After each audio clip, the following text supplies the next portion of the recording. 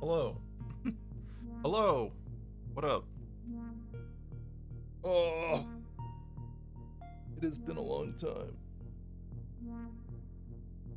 Ugh, we got a rare stream.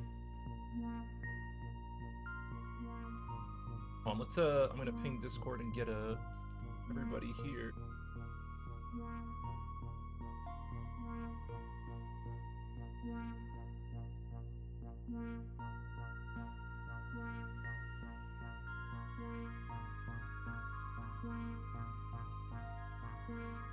Cosmoteer, building custom ships. Cool. Yeah, whatever. 1 or 2 streams a month. That works.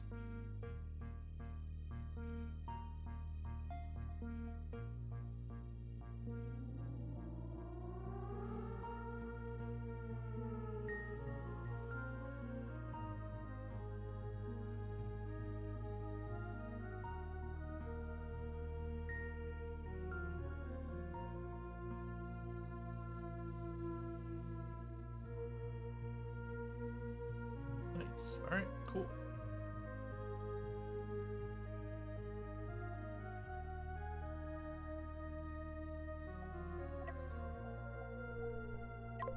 Well, we might mess with creative later.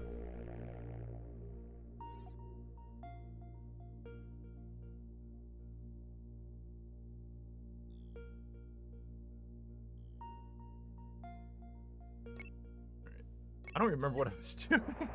I don't. So I played, to give some context, let me give some context on where I am right now, because I didn't stream the first part of this, really. I did, but not on Twitch. I tried this game out yesterday, and I thought it was actually kind of okay. And, I played through the campaign a bit. We're playing on, I don't know if it shows the difficulty. We're playing on normal damage, though. The default difficulty makes it so your character takes less damage, but I don't know. You take less damage. You take less. The default difficulty is like Mountain Blade, essentially, where your character's a god and the enemy characters take more damage. We're playing on the difficulty where everything does equal damage. When will I snipe a Weedy stream? Never. I don't care about him. Why would I care about him? Because he plays Warcraft 3? I mean, power to him, but damn, I like doing other shit. I've been, I go out, like, I go out and ride my bike every day now, or I try to go every day. Come home? Dude, why, though? Like, I don't know, custom maps just aren't that... They're going in a new direction that's, like, not even interesting.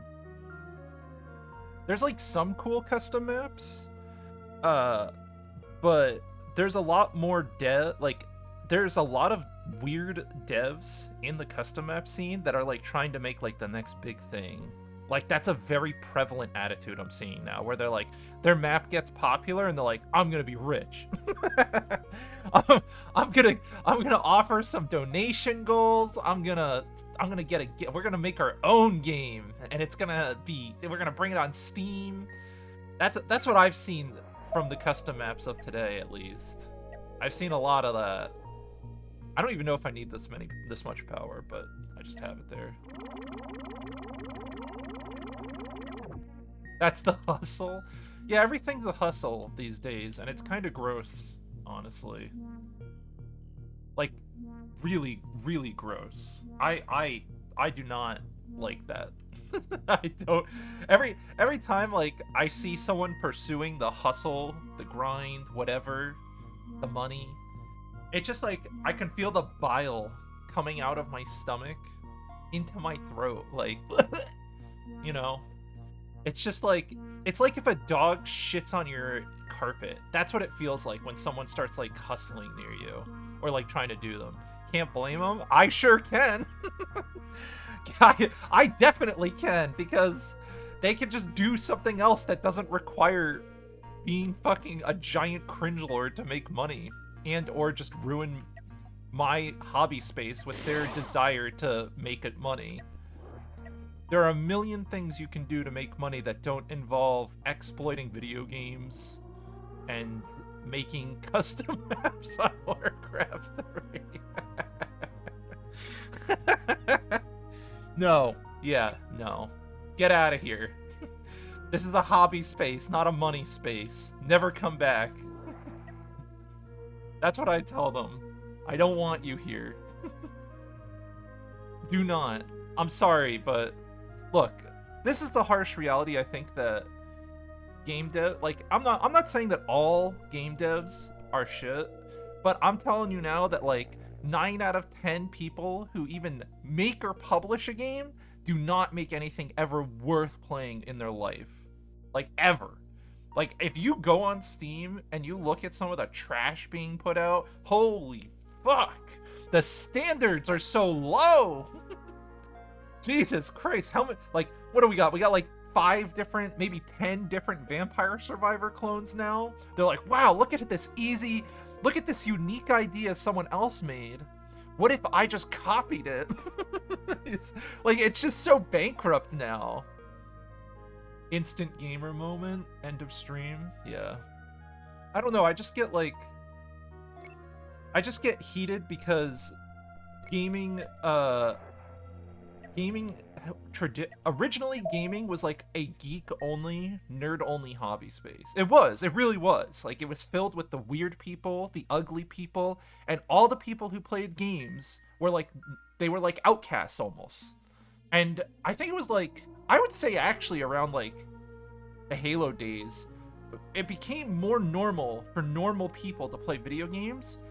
And the period of time where normal people got to play games made by nerds is where all the best gaming was, because none of the normal people were inspired to become game devs, and all the people making games were hardcore nerds. So that was like the golden age right there, right? Normal people, like, even normal people who aren't like really into gaming, they look back on it and they're like, wow, what happened to video games? Like, they even know. They know.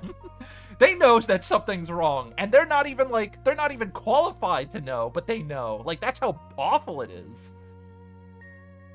And now what happened with gaming is all the normal people who liked video games grew up and became game devs, and they are really, really shitty game devs. Like, they don't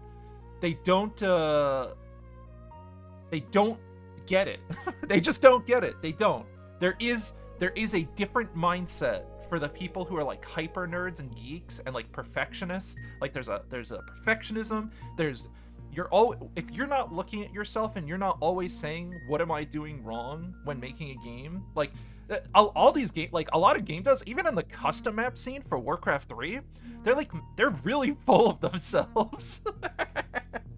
They're like, I don't know, like, every game dev wants to be like, I think, you know who I kind of blame for this too? I kind of blame Toby Fox, because people look at Toby Fox like, wow, look at all this stuff he did, and look at how rich and famous, and like, Toby Fox is so exceptionally talented.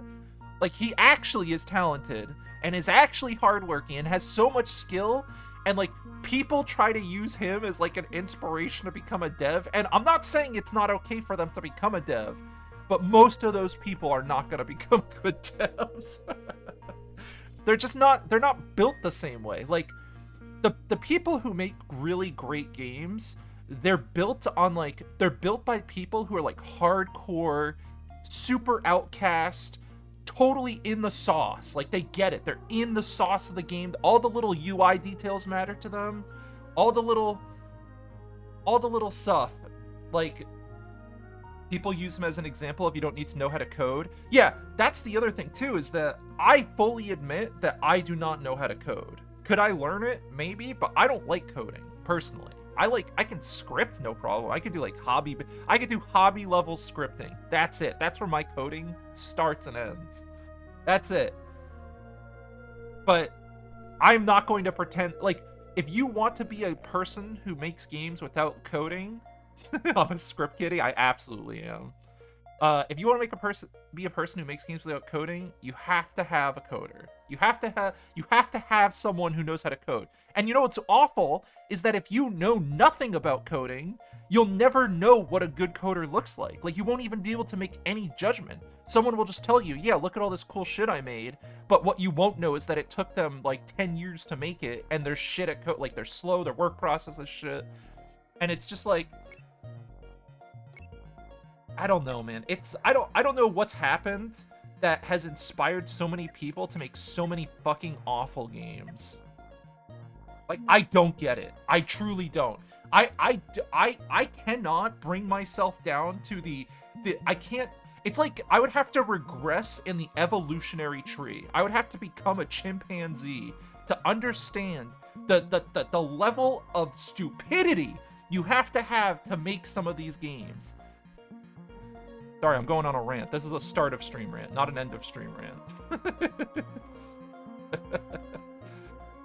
Gaming is mainstream now, so you don't need... Yeah, gaming is mainstream, which is the big problem. Anything going mainstream, like, bastardize it, generalize it. Like, even... You know what's funny, too? Is that if you look at, like... If you ever, like, read through, like, movie critics and, like, snob stuff, like, they unironically, like, they... A lot of the people that are, like, artsy people, like Broadway, theater, you know, all those people, they fucking hate superhero movies with a burning passion. They're like, oh, look at all of... Because... And the reason they hate them, and it's not... It's a completely legitimate complaint, is that these superhero movies are sucking, like, talented people into these, like... And I'm not saying the superhero movies are bad, but they're certainly not works of art. Like, they're certainly not, like, timeless works of art that we're gonna look back on and be like, wow, that Endgame, that Marvel versus Batman versus Superman movie was so cool. And the actor who played man, that Batman performance was amazing. Like, you know, I think the last time I saw a good Batman movie was it The Dark Knight? Yeah, I think it was The Dark Knight. I don't think I've liked any Batman I've seen since then. And I don't even want to get... You know what's funny? I actually ended up watching the Snyder cut of Justice League, and it wasn't... I thought it was actually kind of fun. It wasn't a bad movie in the slightest. I've never seen the original one. I only watched it was like a 4-hour director's cut, but it was a fun thing. I did not watch the original. I have no idea what the original is. I just watched the director's cut because I had a chance to, and I was like, fuck it, I'll watch it. But I didn't think it was bad, actually. I was like, wow, this wasn't a bad movie at all, but it was 4 hours, so it's like, ugh. Can you really sell someone on watching a 4-hour movie? You're tempted to watch both, compare? I would not. I wouldn't subject myself to that. I don't know. Like, I didn't watch the original one just because I didn't think they were, like... I'm a fan of the old Justice League where they had the,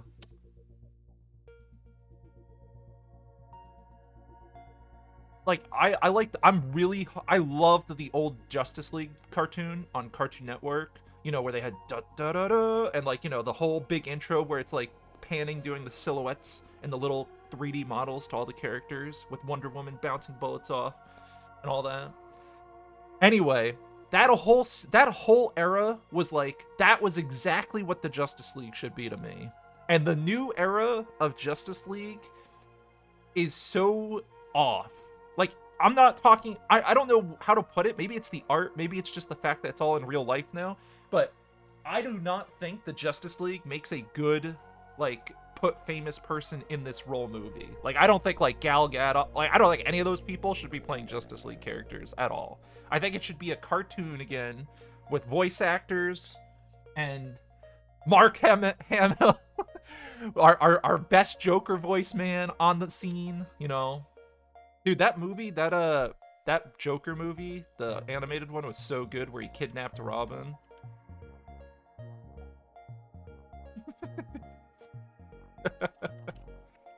Man, I don't even know what I'm talking about right now.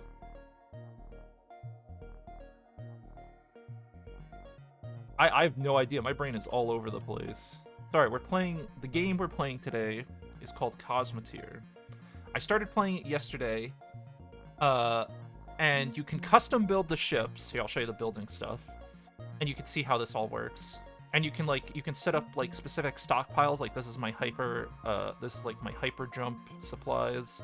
And then down here, ammo for the railgun. And then the railgun, literally is just the entire spine of this ship. The railgun does not fuck around. It is a very, very good weapon. And then we have some heavy blasters, some shield generators. And there's a bunch of stuff we can unlock too. You see the grade stuff here. You look down here. There's lots of stuff we haven't tried or unlocked yet. I played a little bit in creative, so I know a little bit more now, but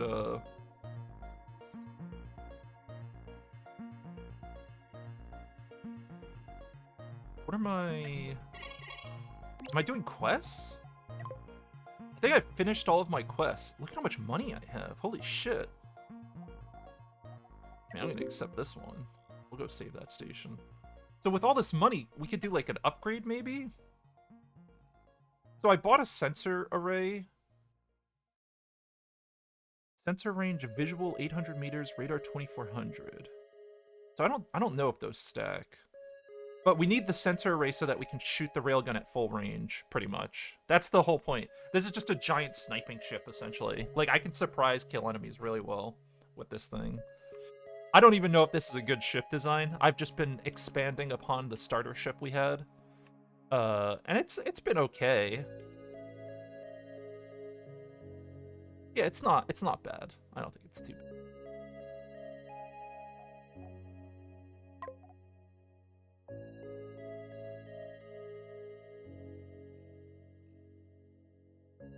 I do think we're gonna eventually. I think we're gonna need to pull out more shields to the sides to make it wider.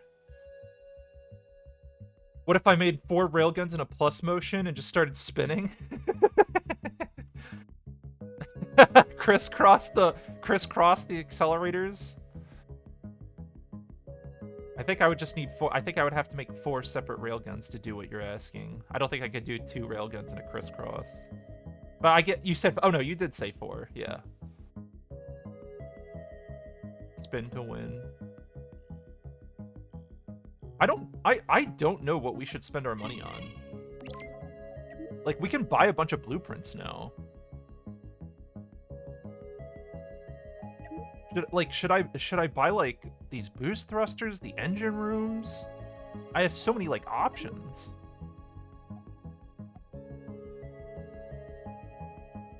Tractor beam? You just take these. Let's try tractor beam out. I'm sure I can afford it. Oh, it uses diamonds. Oh my god. Okay. I don't know where I'm gonna put this guy. This is a fat fuck. this is a fat fucking thing to have. I don't know where I'm gonna put this. This is huge. What the fuck? Is this really worth it? It's got a 360-degree firing arc, 300-meter range that stretches to 600 meters.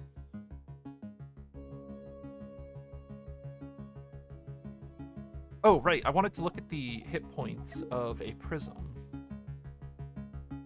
Hold on. I need to do this real quick just because I needed to see this. Lasers. I'm just gonna start unlocking blueprints like crazy. So we did some ion beam testing off stream. Me and Morb, we were messing around with beam layouts. He came up with a really sick layout. Actually, let me see if I have the picture. I don't know if I have the picture. Hold on. It was a pretty decent layout though. I don't have the picture right now. It was whatever, Morb, do you have what was it? It was the login space picture. It's not in my Steam history. I don't know if you have it lying around. But it was whatever setup took up login empty space. Whatever that one was. It was really cool. So anyway, you can build a bunch of prisms, and you can line them, you can have them redirect and combine, you can combine beams. So you can have multiples of these giant beam projectors pointing at one prism, and then you could point 2 of them at a prism, and then you can point 2 prisms at another prism, and you can fuse, the beams fuse all the way down. Like, you can nest it all the way down and up. So you can make this giant fuck-off beam, but it's almost I think it's most efficient to just put the emitters into one prism. And the other thing is that the prisms only have 8,000 hit points, which is nothing, by the way. So 8,000 hit points means that if someone breaks your ion beam prism, you can no longer aim that like that's gone. That's it. Whereas like hold on, let me look at like a beefier gun here. Like, look at this. So this standard cannon, this is like a low-level ammo weapon. 12,000 hit points. Way more hit points than the prism, right? Cheaper, much cheaper to replace too. These beams, the fact that it costs a diamond means it's super expensive to replace. So it's fragile, it's expensive. They're good, but they're not great. And like, I use these heavy lasers, which are only 12,000 hit points still, but they're like, I have shields in front of all my shit too, and I have armor coverings here. So if someone wants to hit my weapon points, they have to do some work to get to them. And then I have my shields behind armor to avoid like EMP shit, because disruptors absolutely murder this ship.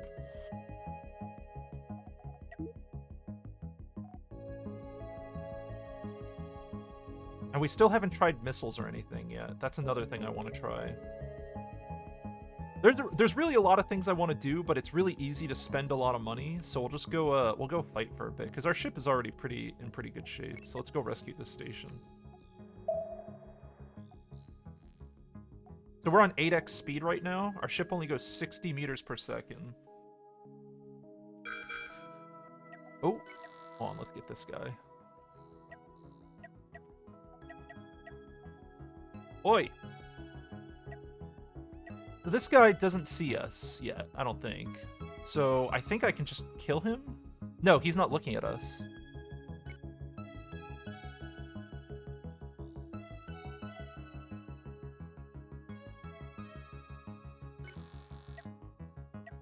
So you see how he's not looking at us right now? I think I'm in range for the railgun. Hold on.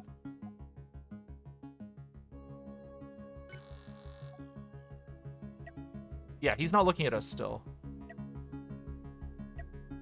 Did I fire? Did it fire? Did the railgun fire? I didn't see it.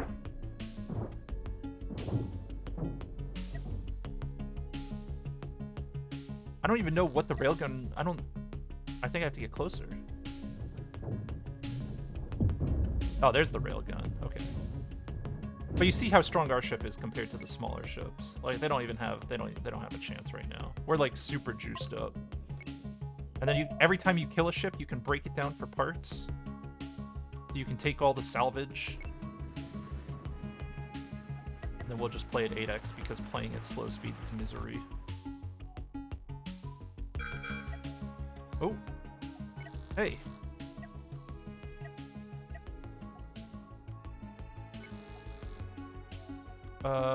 Oh, it's a scary ship, okay. I think that's the only cockpit on the ship.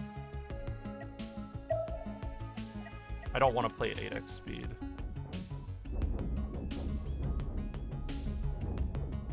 See, the railgun isn't firing, though. Why is that? Did it get power drained? Oh, there it goes. Okay. I wish there was more, I think my current problem right now is that I wish there was more information on screen showing me how long it's going to take for a weapon to fire or something. Maybe even just like an estimated time. I don't know. The game has a lot of weird control things going on, especially when you start trying to use multiple ships.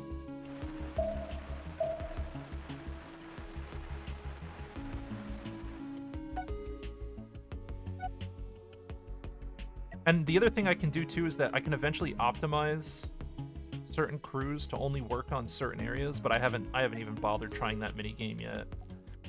I haven't gone down that route.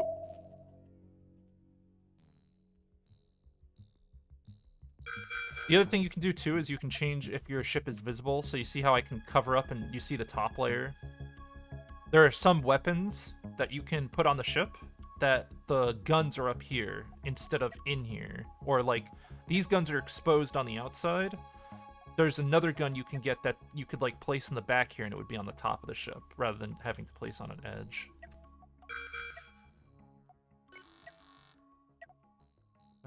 Yeah, let's go down.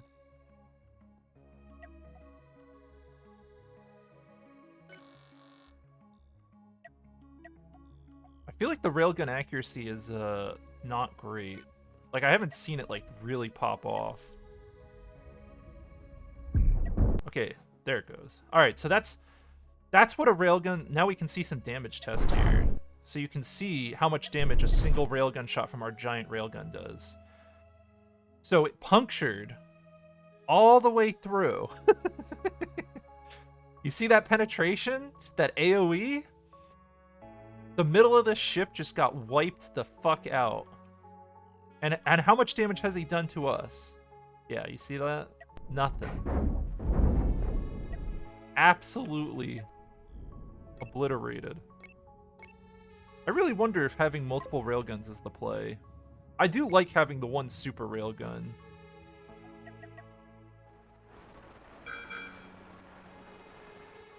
Oh shit. Oh my god. Okay, I'm playing on 8x, I forgot. I thought he was gonna take a second. My cargo! Cease!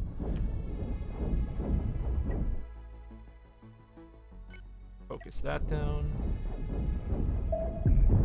There we go. You found the other Ion Design nerds?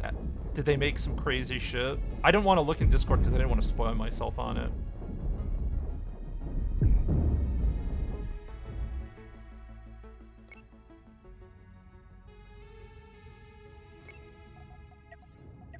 Repair.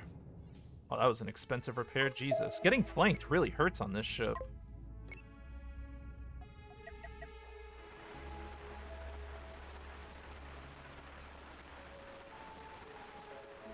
That was not a cheap repair in the slightest. That was bad. That was bad. That's why we have shields, is so that when we kill enemies, we don't take any real damage, so we don't have to pay repairs. If we pay repairs, we just lose a lot of the profit we get. They know math, but it's not so different from what you discovered.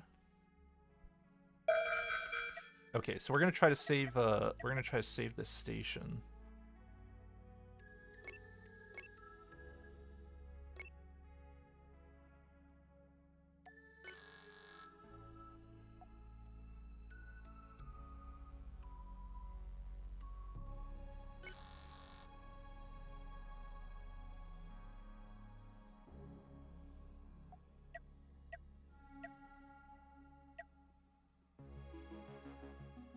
Okay, the railgun's not in range yet, still.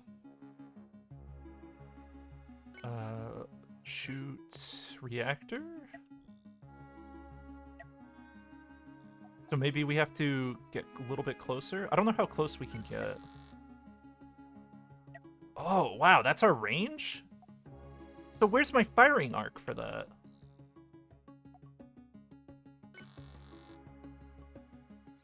Is that a setting?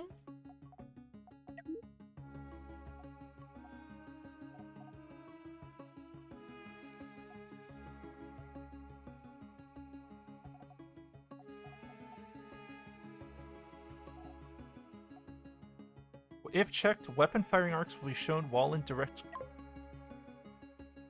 I don't want to just... I want to show it in all modes, though.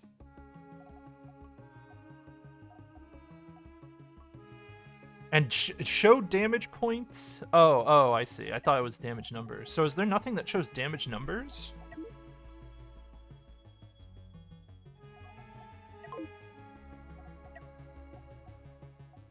I'm going to keep this on at all times.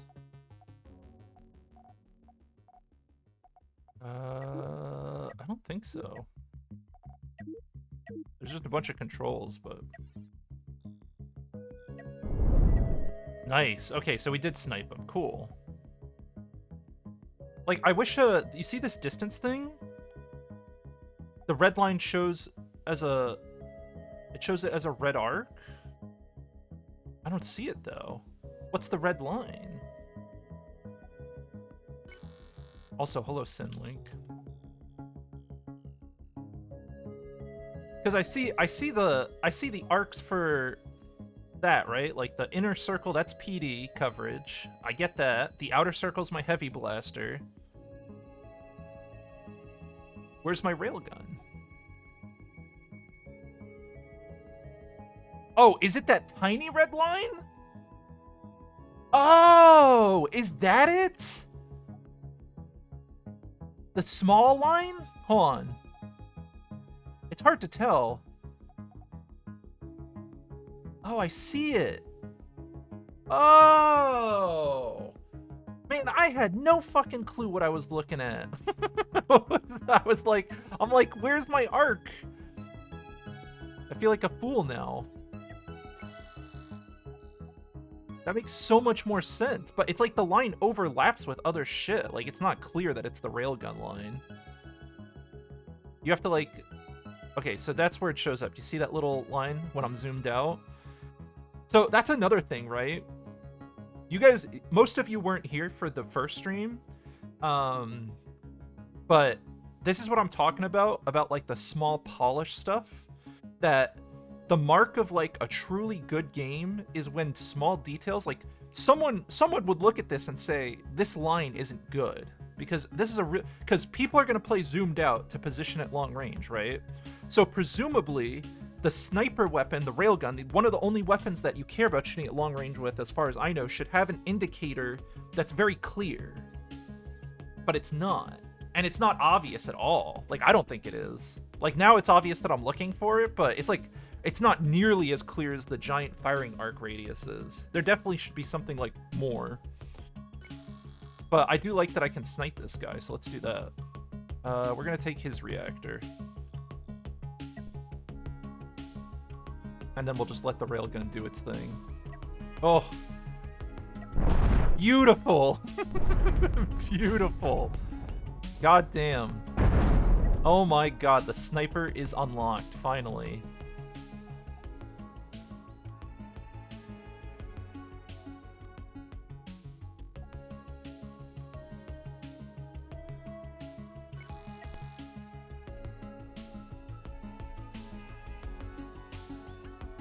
I think I need to get better side thrusting.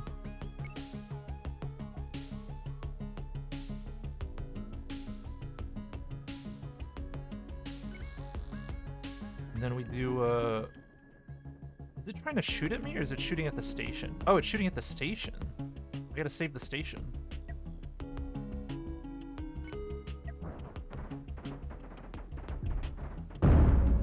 Yeah, that's right.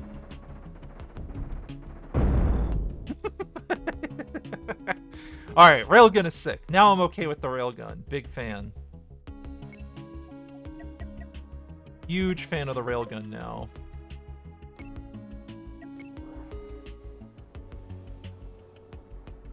Let's get our hard-earned salvage. Grab this.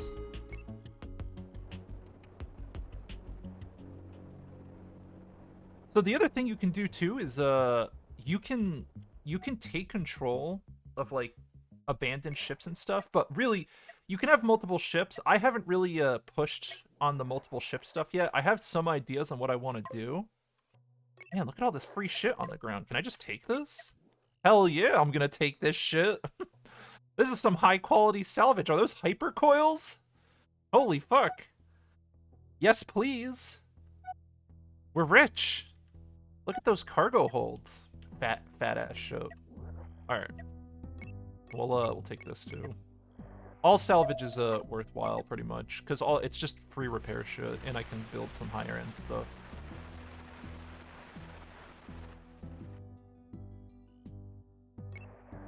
Alright, and now let's get our reward. Okay. So we could do more bounties. I don't know. if the railgun range can be made better. Is there cloaky? Can we make, like, harder to... Can we reduce our radar range? Is there anything like that? I don't think so.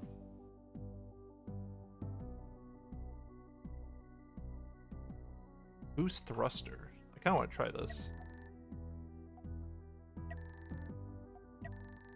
I'm just unlocking all these. I'm just going to unlock all these blueprints. Why not? Oh. So how much boost do you get out of this thing? 3,200 kilonewtons.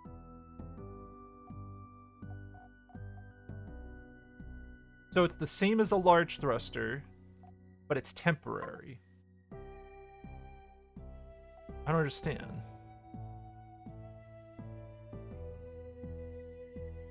Injects raw plasma into combustors for a powerful but short-lived boost. Does it, like, weigh a lot less? It weighs more. Boost off. Oh, it's a normal thruster. And it has a boost mode. Oh. Okay. Cool. How long does it take for the boost to charge? Or does it just keep generating power? Does it just keep using up superpower? That's sick. Well, we have the sensor array, right? So I have the sensor array, and I use that to snipe with the gun right now. The thing I'm curious about is if there's more than this. Like, is there a way to reduce my sensor range so that I can't be seen? Is that even part of the game mechanics? Like, this is mostly my Star Sector brain kind of working right now. Like, is there a way to play as a smuggler? Is there... Like, what are the playstyles that are encouraged and supported by this game? Because right now, I've seen mining, I've seen the railgun, I've seen the lasers. I have not seen any, like, drone fleets yet or anything like that. Like, I haven't seen a bunch of small ships try to ruin my day.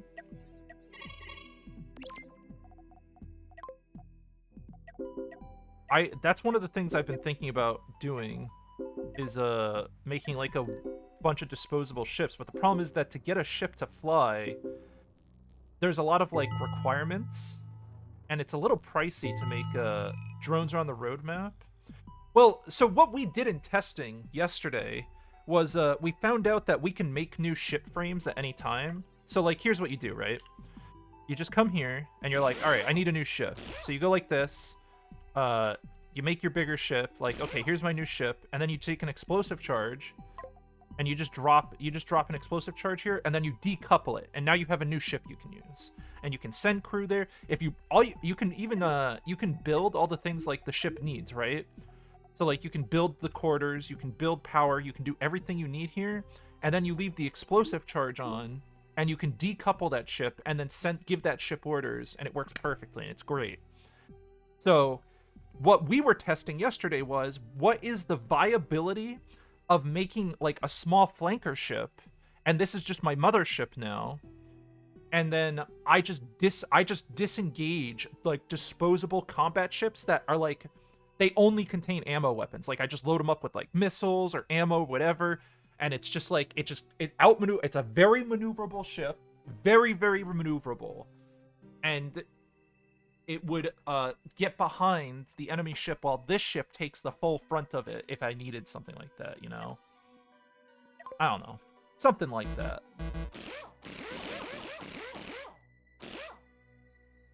I still haven't decided what I'm going to do for, like, a home base, mother base kind of thing.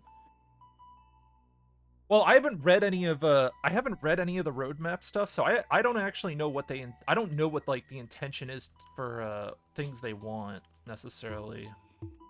I don't know what all the goals entail. Because you see all this stuff I have right now? Like, I would want to keep this stuff. I want to just stop. I just want to hoard everything, right? You have to consume the ship again or it'll economically ruin you. So if you lose the ship and you lose the crew on the ship, does the cost of crew not go down with that lost crew? Because I've noticed the whole buying crew mechanic is kind of awful. Like, it doesn't feel good. Like, having to go around and do a bunch of, like, missions just so you're allowed so you have the opportunity to buy more crew does not feel good in, like, a sandboxy spaceship game. That's, like, one of my... I would say that's, like, currently one of, like, my criticisms. Is that it, like, artificially gates you from making a bigger, better, crazier ship by forcing you to do more quests for an area you may no longer be interested in. It, like, kind of dictates... It dictates you in the wrong way. Especially crew... Yeah, that's the other thing, too, is that crew is extremely important. And I have 6... I don't even know if I have enough crew. Yeah, I do, I guess. Because before, when I had, like, 50-something people as my crew, this sensor array was going down occasionally, so I had to spread out the people more. I don't even think this is a good ship, honestly. But I don't know what a good ship is because I haven't looked on the Discord. I haven't looked at any workshop ships. I haven't looked at anything other people have done. I'm just going into this completely blind, and I'm just trying to come up with my own solution. And then when I reach the end, or when I reach, like, the logical the logical conclusion, then I'll go look at what other people are doing, because I don't want my judgment to be tainted by, like, forbidden knowledge that I don't know.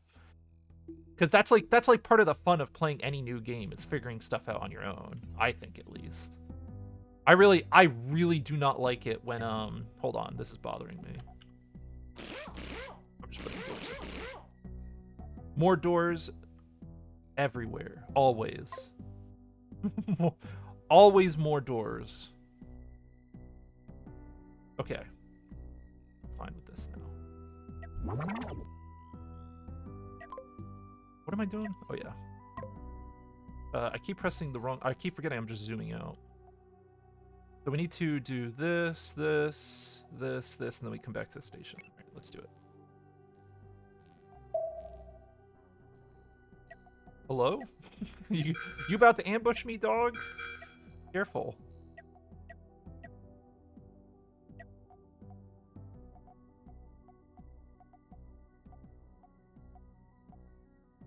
All right, let's get on this guy.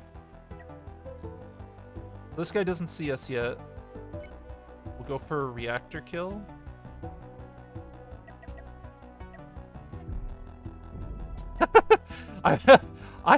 I didn't mean to hit that guy. So does the shot doesn't auto aim, it looks like. So like if I think I have to go into direct control to get the shot I want. That's still good. I mean, these are still good shots.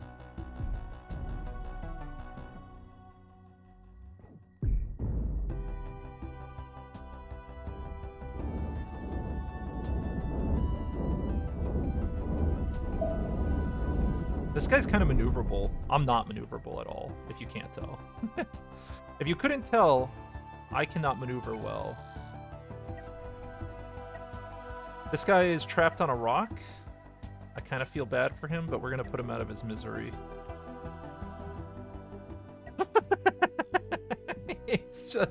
He's just driving into a rock. Top notch. Top notch. Good stuff. So some other criticism so far in terms of the gameplay loop. Salvaging gets old quick. And I'm not saying it's not bad in the slightest. I like salvaging. But I wish I could do it faster, and I think we have to get the tractor beam to do that. Like, I think we need the mining laser and tractor beam to do salvaging at, like, a faster pace. The other thing is that I might just be better off making a salvaging ship that cleans up after my main ship. That's the other thing, too, is, like, is that what's intended? Are you intended to make a fleet that has a bunch of specialized jobs, or do they want people to make single main character motherships? You're not even sure if the tractor beam helps salvaging? I'm not sure either. I'd have to go test it.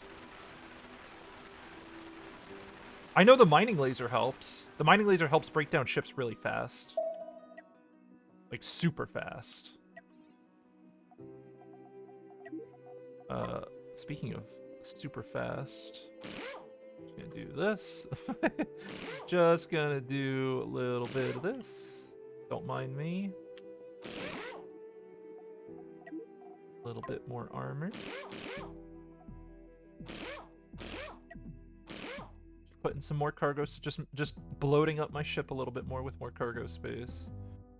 Just toggle the anti-salvage and blast enemies. Well, that's the thing, right? Is I don't think I've played the game enough to make that kind of choice. Like, I don't want to just throw a feature out the window, because the game lets you do that. Like, we can turn off salvaging. I don't want to do that quite yet, though, because I think you're intended to make a pure salvaging ship that just cleans up and mines really, really fast. I think that's, like, what you're supposed to do.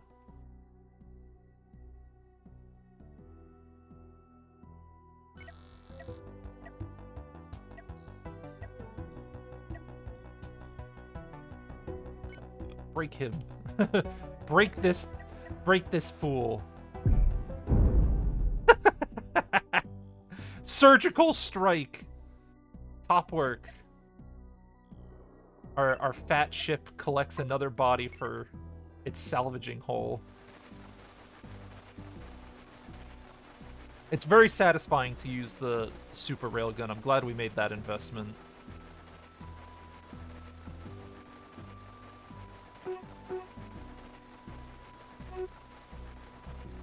Oh, I should be on 8x. Cool. Alright. What's left? Oh, we gotta do the pirate base now. So, the thing we're doing right now is we're just doing a bunch of kill and murder missions to collect a bunch of money so that we can upgrade the ship even more, but I haven't really made, like, a real decision on what kind of upgrades I want for my ship. Okay.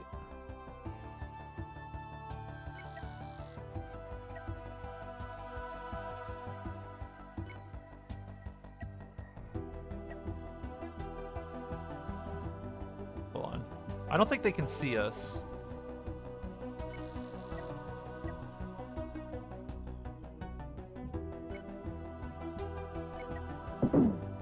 Yeah, alright. We can snipe from this range. Cool. Damn, this thing's sick. Look at this. They have no idea. They don't even aggro to us. We could just keep firing the railgun out of range.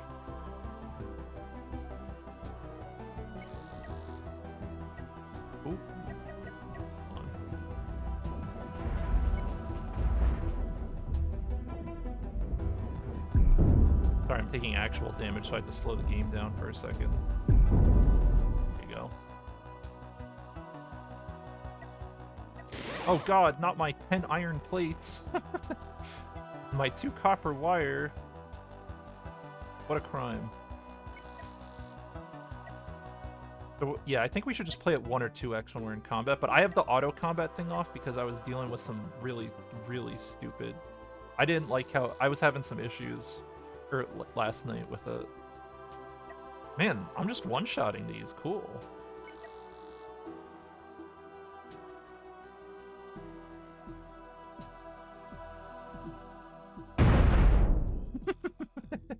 There you go. Not bad, huh?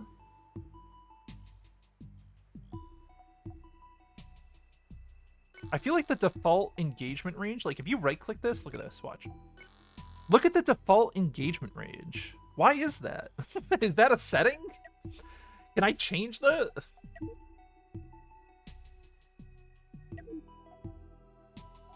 Not a difficulty setting. I mean, I guess it's a gameplay setting.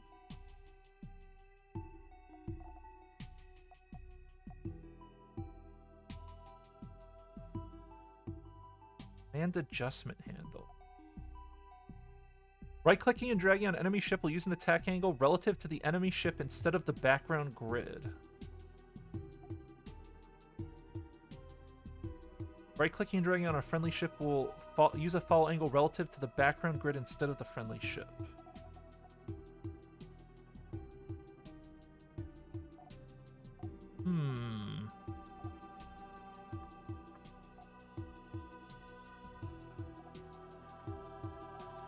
Okay, so that's another thing.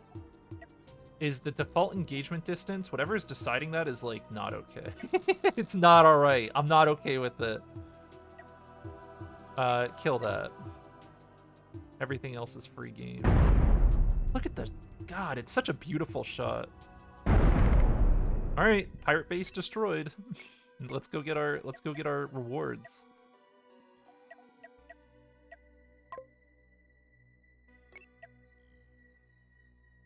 Alright, this will take a bit, but it was worth it. And part of the reason we're going to salvage here, too, is that we're going to use all this extra salvage to upgrade our shit, too. I just don't know what upgrades I'm doing yet. I haven't decided. I might just make a new ship. I'm thinking about just making the new ship.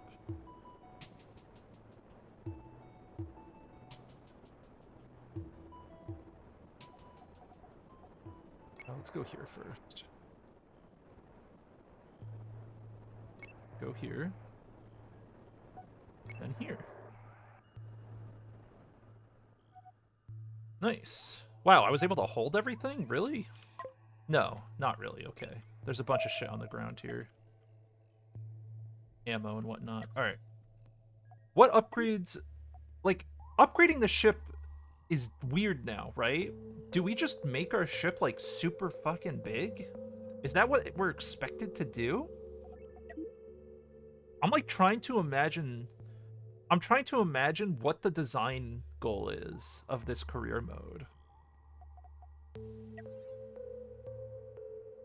Like, you get missions. You slowly work your way up to harder and harder stuff. We're only in the beginning area still. So this is all easy shit still. I'm sure there's going to be enemies with really scary configs, and there's going to be big-ass fleets, whatever. But are we supposed to scale up a single ship to be super strong, or are we supposed to be building out a fleet, like Star Sector style? Maybe we can... Maybe both work, but... Because this is like a mothership right now. With all the storage and stuff, like, it's just so fat. It's not like a real combat ship. It doesn't feel like a real combat ship.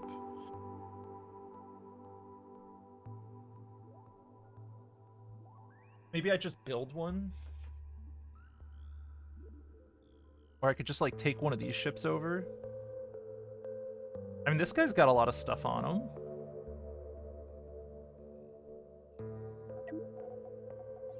Hold on. Let's have a conversation.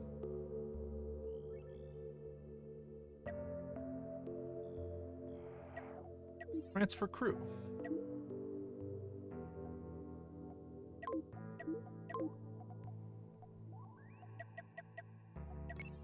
We'll just send 4 over. So you see, we have control of this ship now.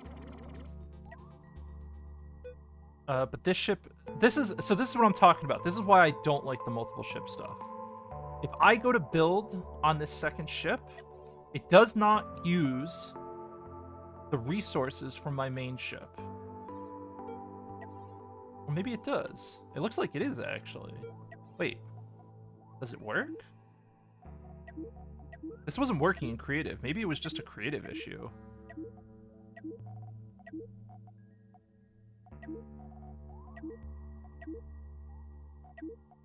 Oh, I have to be up here. Oh. It is working.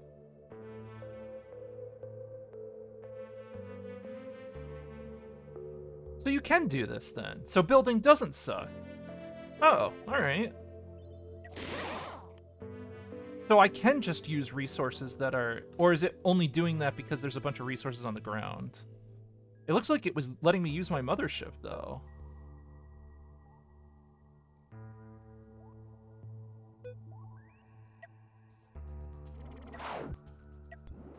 What? Where you going? Hey. Come back here. So we got this guy, right? The question is, do we just start... So we have a second ship now with some stuff in it. And anything we... Some of the stuff we remove, we're not going to get a full refund on. look at how the cannons are positioned. How does this hit shit? Does this turn? I guess it does. It has a 200-degree firing arc. 200-degree firing arc, so you can just turn like that. All right. So you can position your guns to not have to be front-facing? This is 190. So the heavy blasters have big firing arcs too.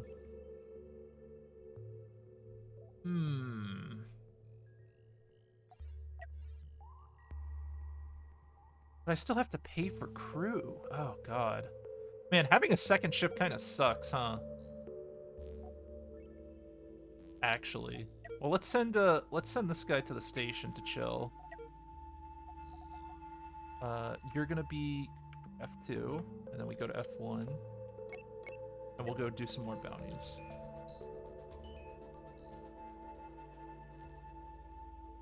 And hopefully he doesn't get ambushed on the way to the station. I don't think he will.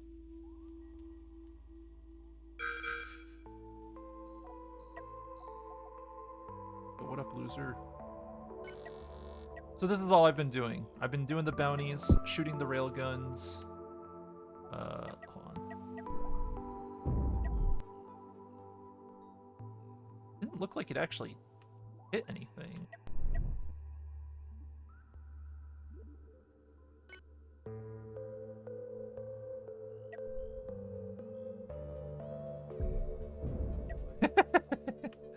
Whoops. Sorry, were you trying to do something over there?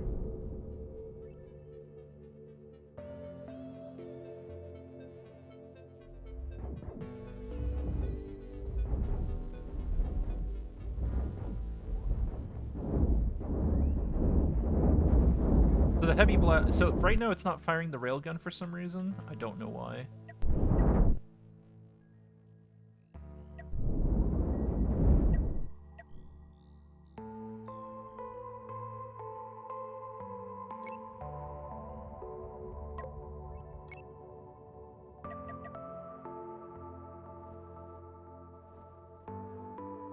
Loading up on hyperspace ship. I mean, we have a full load of stuff. I don't know if it's even worth our time to do these missions right now. Like, should we just try to go to a higher level area and press our luck? Or should I build a second ship to go investigate and scout the high level area?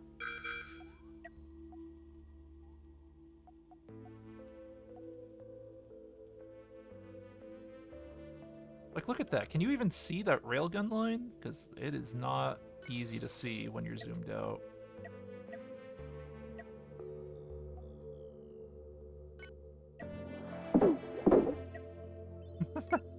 Good deal.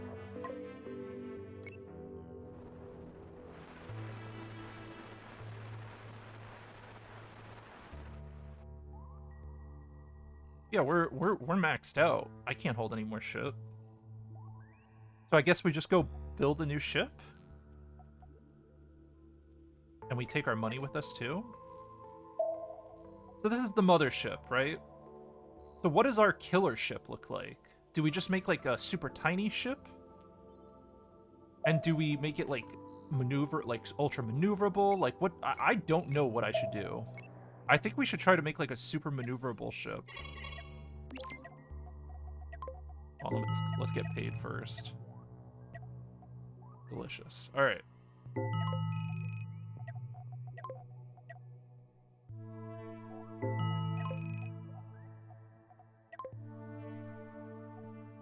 Acquire steel.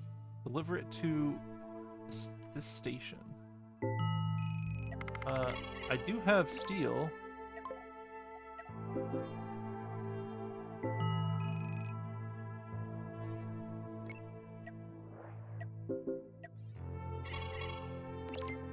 How do I give it the steel? Do I have to trade it? Is that what it's asking me to do?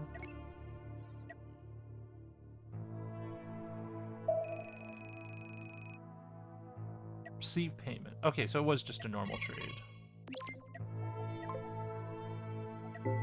Cool. More money for our money.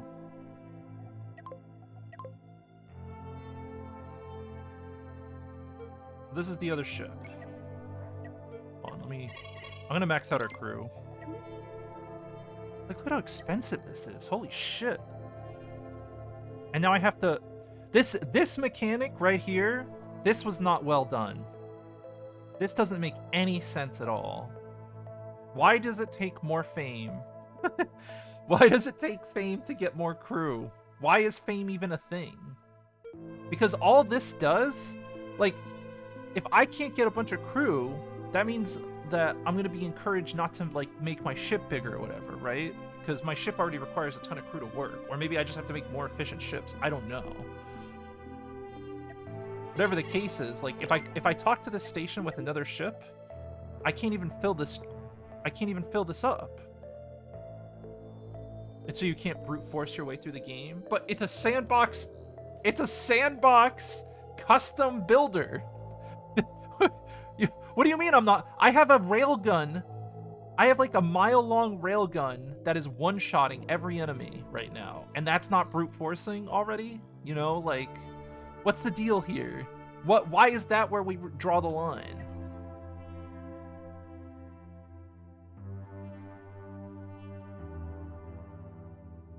It adds gameplay hours.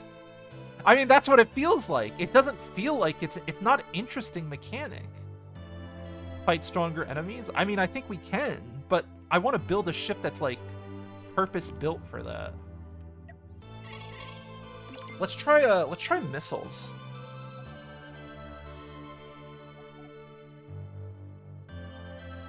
Moderate damage to enemy ships.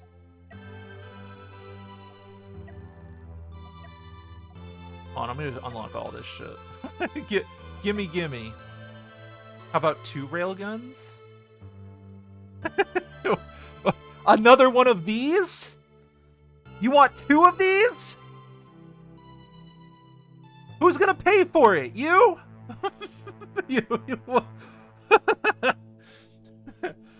Who's paying for this railgun, huh? Where are we getting the money from? Coming out of my pocket. I can't afford another... Well, I could, but I would have to... The whole ship would have to be redesigned to fit a fucking... I would have to remove these thrusters, probably. I would have to remove the blasters, for sure. I'd have to move the shield gens out. Multi-pal beams. No, I don't want to do the... I think... Also, yo, what up, Locatron? What's cracking? Mr. Lance, hello. Buy me a pop, hello. I'm still figuring things out, but beaming is really cool. It's just expensive to beam. Like it's very expensive to buy the prisms. Like buy a lot of prisms. It adds up. So this second ship, right? We're gonna redo the second ship. Okay. So let's clean this up. Yeah, I'm just gonna delete. I don't care that it's reduced to refund. I don't want any of this shit right now.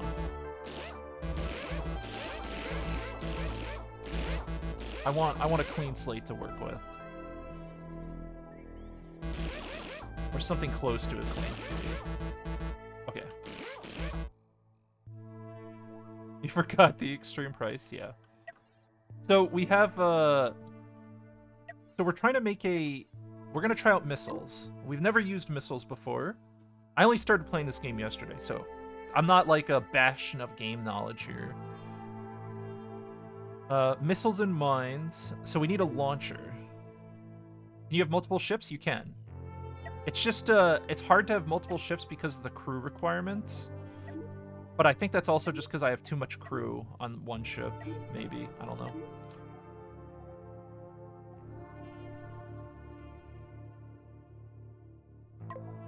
All right.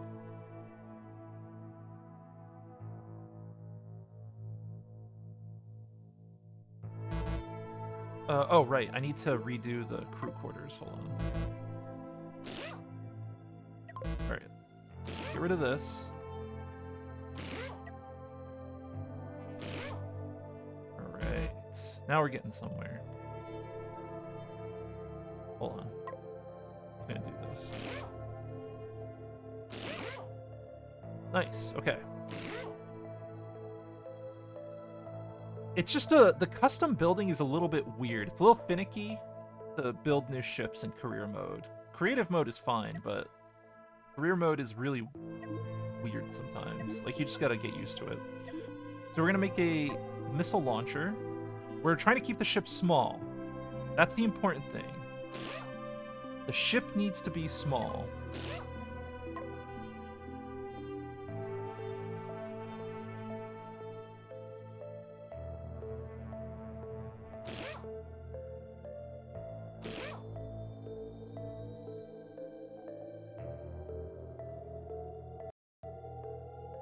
So this is, right now there's enough space on the ship for 12 crew.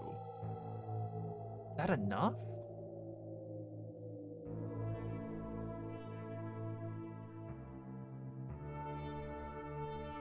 Maybe I don't even need this. Maybe I can like put a reactor here. Have I played RimWorld? I haven't played the RimWorld DLC, but I watched Chris play it. Chris is one of my friends, for people who don't. One of my old friends. We need a... So we need a cargo compartment. You know who Chris is? Not everyone does. Not everyone. So we need HE missile parts.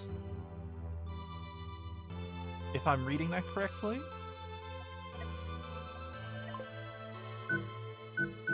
Like that.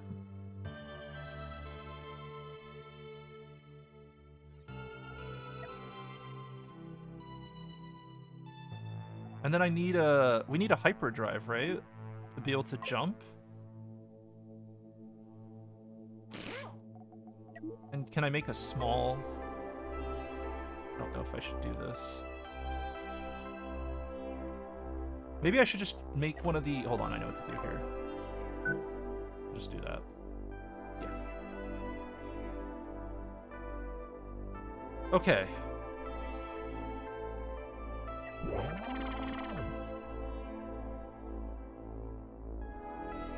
Oh, I need an airlock access.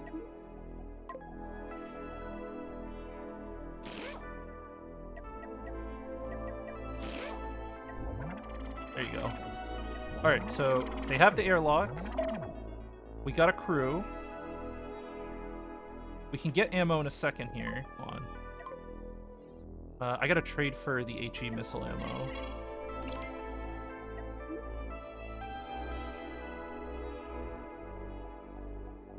They don't have much. They don't have a lot. Can you produce stuff on your ships? You can. But I don't know if I have enough money to buy the whole blueprint chain. There's like a whole... Here, I'll show you what I'm talking about. There's like a whole set of factory blueprints. Manufactures high explosive missiles. Consumes iron and sulfur. So I would have to get my hands on iron and sulfur and create a whole thing to make this myself. Which I don't think is a big deal, but it's just, I would have to set all that up. I kind of just want to buy the HE missile parts to try it. Nuke capacity 1.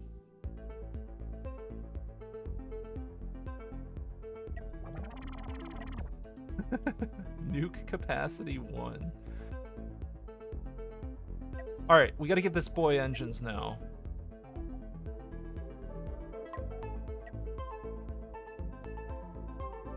This is what I'm feeling right now.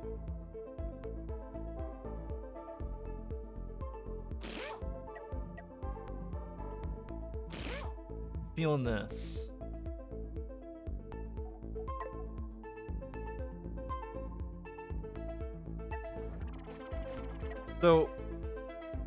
So far, I don't know if this is even that maneuverable. Hold on. I'm on 8x. I just want to see how it feels. So this is what it would be like to drive it manually. Tops out at 50 meters per second, which is not that fast, but it is maneuverable.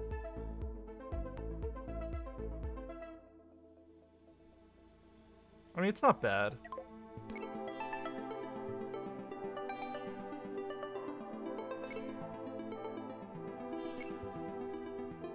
The ship is like the suicide. Well, that's what it's supposed to be. This is supposed to be like a flanking super ship, essentially.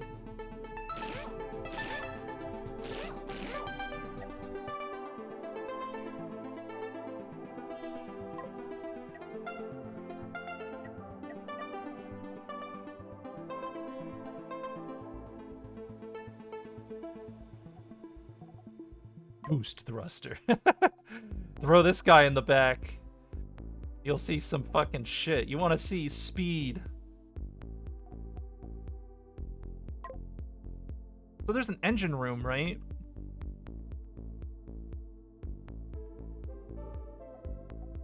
The huge thruster? I don't think we should be using this.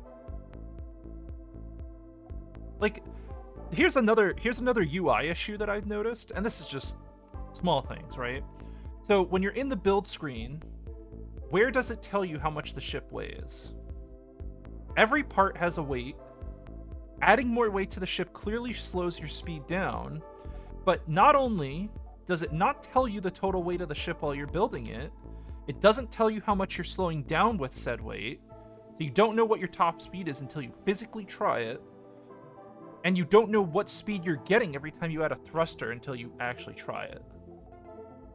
This is just, again, small details. Don't really matter that much.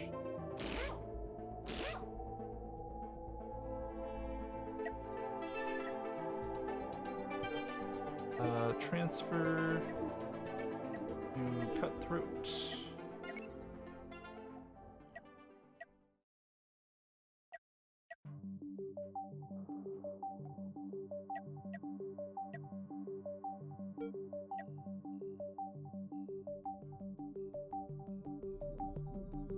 There's no weight display. Yeah, I don't know. I feel like it should have a weight display though. Like that's something I care about as a fledgling shipbuilder.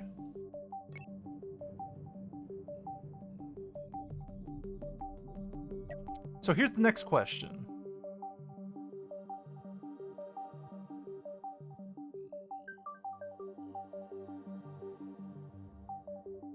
How much does it cost?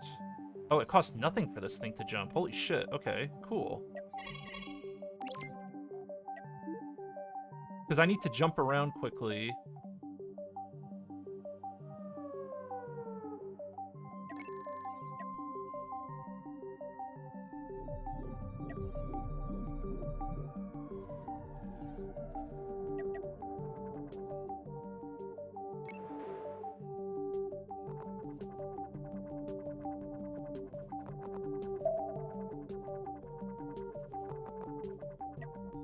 Shouldn't I add armor and stuff? Well, this is gonna be like this is the main ship, right? And this ship is armored up a bit. It's actually not armored at all, really. The backside's just a giant cargo bay. Not really that much armor in it. It's super easy to break this, but the front is shielded up. As long as the front is facing an enemy, this ship does fine. This is a sniper anyway because of the giant railgun, so it doesn't engage really.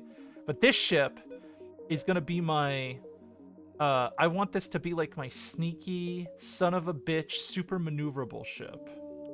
It looks like a Majora's Mask. Oh, yeah, maybe. So how do we make this ship impossible to hit? And if it's not impossible to hit, how do we stop? Should we cover it in armor? We need enough armor to not die. Let me get a fire extinguisher. We should have one of those. But every time we add armor, we add weight, which means we lose speed.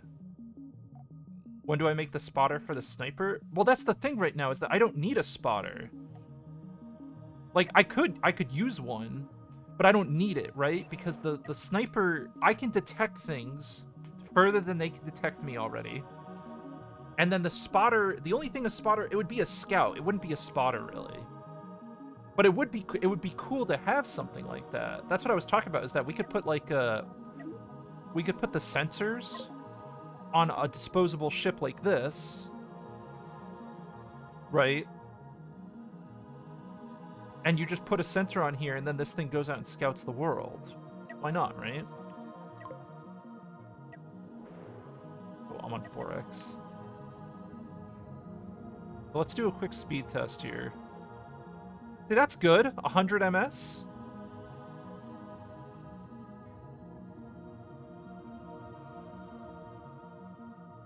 I think that's really good. Seems like I'm low on crew. I don't think I am. I think the crew is perfect for this amount, actually, right now. They're able to... Like, they won't be able to man everything, but... The most important thing is positioning.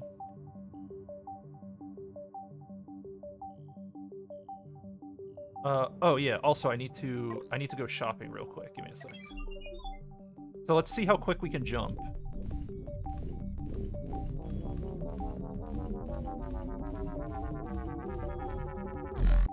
Boop. There you go.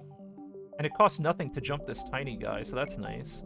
The reason we're jumping around is that we need to go shopping. I need to find me some of these babies.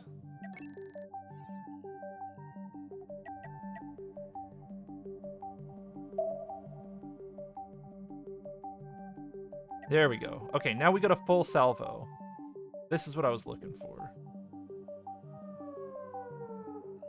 Let's do another jump real quick. Oh. Man, being a small ship sure is nice. Alright. Now... Buy that.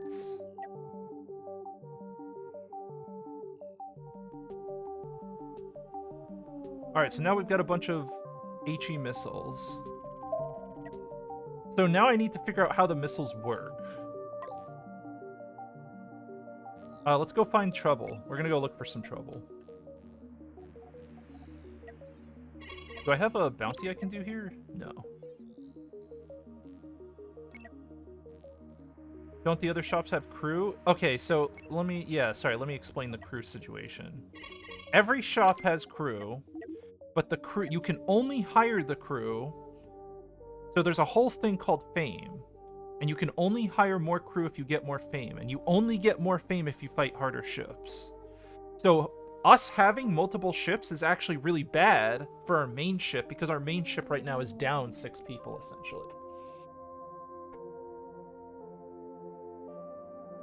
And getting fame isn't really that hard, but I don't know. It feels like an artificial bottleneck almost. It doesn't feel good.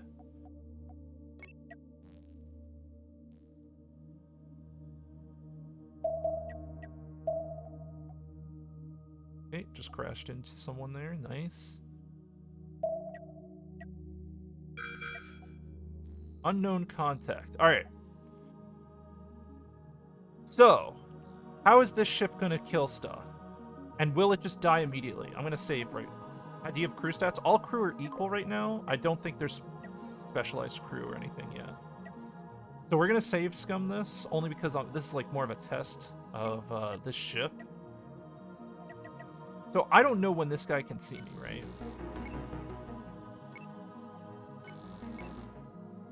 But I want to get a good flank. Like, I see his travel direction, right?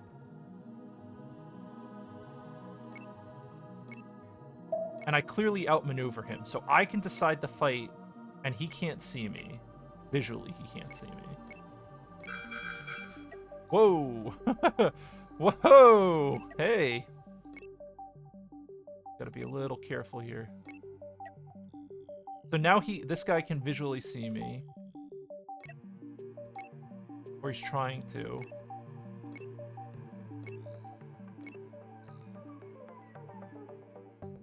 Wait, did it shoot missiles? What? When did I shoot missiles? At what? Wait. Oh, wait a minute. I didn't even realize I was shooting missiles. Hello? Does it auto-fire missiles on enemies chasing us? Okay, so that's how much the missiles do.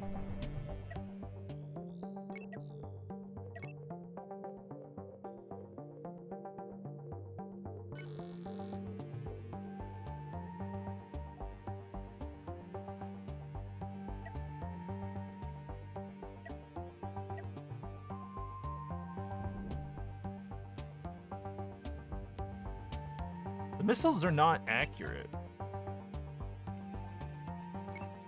Uh-oh. Get out of there!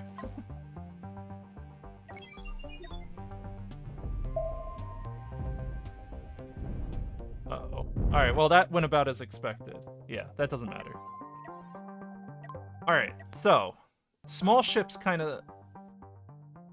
Small ships, it has no... That ship had no armor or anything on it. So I'm not really sure, what is good. Like, it feels... right now, it feels like that you're almost always better off just having one big, meaty ship with a giant weapon on it. Because these missiles don't feel good right now.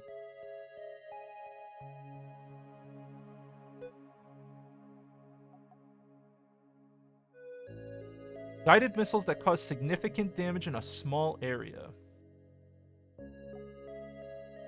Significant? Significant? I don't know about that. Not that significant. If I set up the ship... Yeah, I messed up the ship. I was supposed to turn around and then drive away as the missiles were firing. Like, I wanted to make a perfect kite. It was just kind of finicky. What about the mine launcher? I have no idea.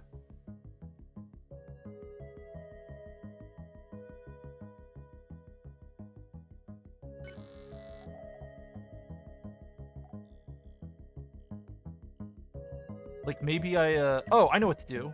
I need to change the ship's orientation, right? This? So we just make it fly in reverse for combat. Does that work? I don't know if I can... I don't know if it's better to just do that. It'll turn around now. Yep. See? If you set the engagement distance and then hold shift, you can change the angle so it's pointing away. Well, I made it so that the default ship... I made it point away by default. I fire missiles from my butt? No. Wait, is it turning around still? Why'd it turn around? So it only... Okay, I see what happened here.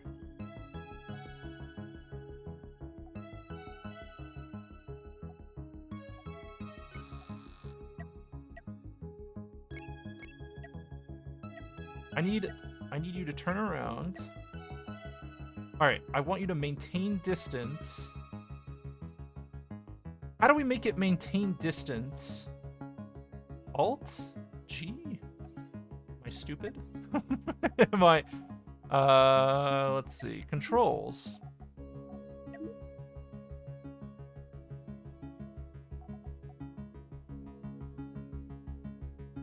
What I'm doing is just setting distance. Yeah, I'm just trying to...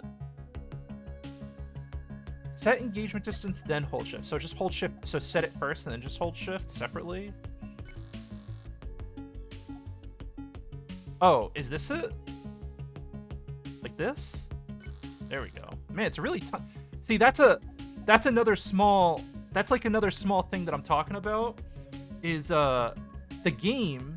The way we're playing the game is zoomed out, and it's not zoom out friendly. Like, this UI element, this right here, these should zoom out with us.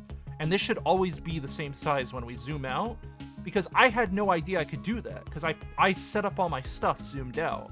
I just see this tiny little shit here, and I don't think about it. Or I don't even see it at all if I'm zoomed out enough. But there should be a bigger thing on the map so that I can just set the thing from out here, because that's what I'm playing it right now. I'm trying to play like a tactical thing. Okay, this looks good. Oh, he's turning. Okay, hold on.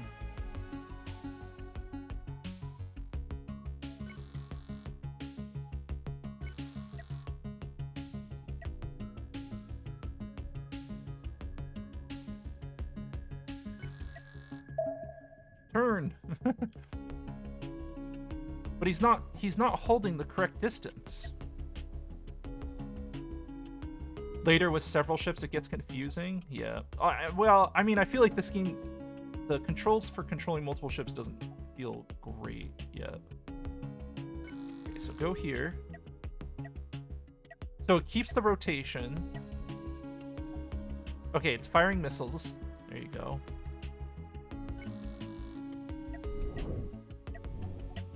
Now let's see these missiles go. So this is what we got. So full. What is this? Armor pieces? Armor pieces storage. Okay. See, what was the description? Hold on. What did that break? A bunch of scaffolding? Structure frame? Structure is automatically included with all rooms and corridors. So hold on. Let me read the description of these HE missiles. Give me a second here. Guided missiles that cause significant damage in a small area. Does this look significant? What the fuck? That's not significant at all. All right, let's see what happens if it goes again. Like that's not significant, dude. It did half of the armor. Oh no, it killed the armor. Okay. I mean, I don't know. It's only one launcher. Maybe that's the problem.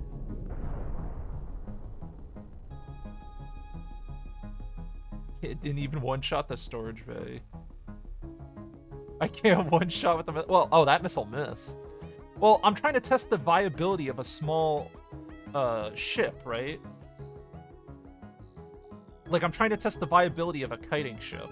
And, like, how viable is this from a gameplay perspective? How viable is this from a size perspective? Like, I want to make a flanking ship that can win against these other ships, but not take any damage. I mean, this is kind of working, but we used up all of our storage. We used up all of our missiles. And those missiles cost money. Like, that wasn't nearly as cost efficient as just shooting the railgun. It felt kind of lame, right? And look at how little damage we did. Like, that was a couple missiles. Rockets become strong if you have more of them. Isn't there a damage number on your weapons? Man, I would love to see damage numbers. There's a damage number on the weapons themselves, but the thing I want to see is that when a weapon, a missile, anything hits a piece, I just want to see a little number pop up say, this is how much damage happens. That's it. That's all I want. That's all I ask for. Show me the damage I'm doing. Show me the numbers. Stop hiding them. This is the most modern, I think the most modern game design thing that I fucking hate is the hiding of information.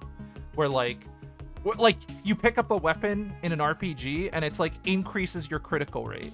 And it doesn't tell you how much by, like it doesn't tell you the number. Or it's like makes your spells stronger. I was playing Elden Ring a few months back during release. And Elden Ring is filled with stuff like that. And I had to go find a giant enemy. I was just slapping enemies, testing these weapon effects, like trying to figure out if they were actually good or not, because the descriptions are just so dog shit and like generic. Hiding concepts isn't, no, but it's like hiding numbers is just something that all the modern games have been doing it more and more. Like they hide leader, like Gundam, the new Gundam game, the Gundam Evolution Overwatch game, that leaderboard, they hide numbers, right? Like, there's like this weird, like, don't tell the player as much as you can. Like, if you can hide a number from the player, hide it right away. Old games did it worse, did they? I guess so, I don't know. I have played a lot of old RPGs, and they were very specific about the effects. It could be incredibly obtuse. Maybe it was just other games then. Because I don't know, like the original Ratchet and Clank gave you numbers, I think, and Might and Magic gives you exact numbers on almost everything. Tells you the damage numbers. Yeah, no, I don't know. Maybe I just played. Maybe I didn't play the right games. What's it called? Like the Final Fantasy, the old school Final Fantasy 2D games. There was a lot of that in those. Like, you pick up an item and be like, makes you stronger. I think the very first Final Fantasy games told you the exact numbers, but I think later ones would just be like, yeah, you get a little stronger here. Some old games have insanely convoluted damage calculations. Yeah, yeah. So, this doesn't feel good right now. I'm not impressed by this.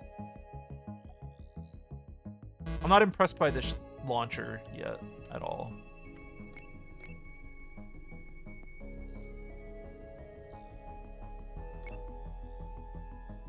Get me out of here. What about mines? We're gonna go test mines next.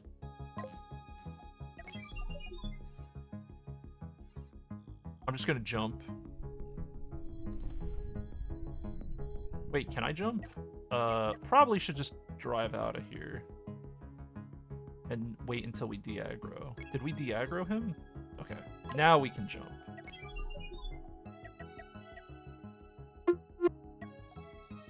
Mines are weaker? Not looking good. It's not looking good for the launcher. Not sounding good. I know EMP missiles are good. What about nukes?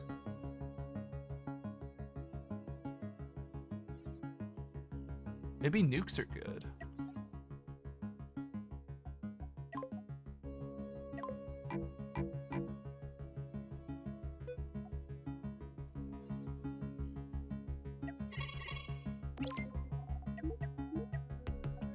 These missiles were not good.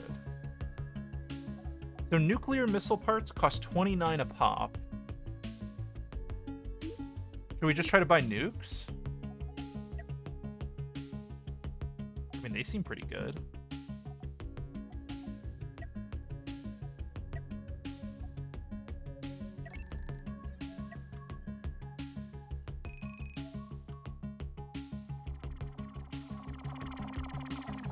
Oh, I have to change the... Okay, I see. A huge, slow missile that causes a powerful nuclear explosion and massive damage in a very large area. Whoa! Oh, I see. All right. Let's go get some nuclear missile parts.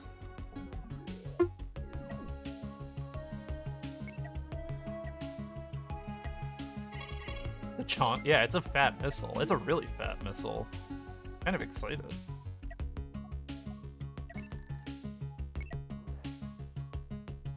Alright, let's load up on nuclear supplies. Okay.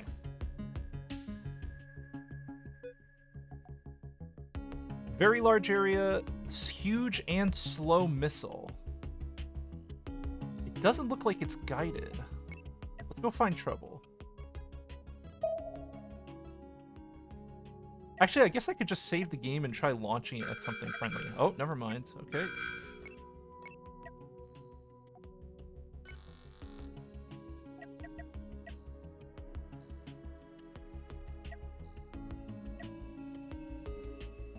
So, not sure. Hold on, we're gonna save. Because, again, this is all testing stuff.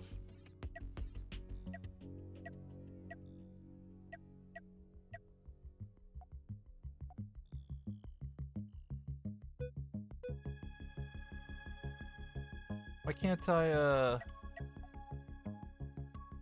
do I have to set the engagement distance first? This? Oh, yeah, I do. Alright.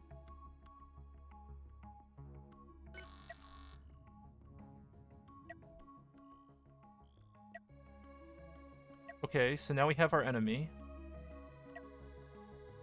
So do I flip around and just drop it?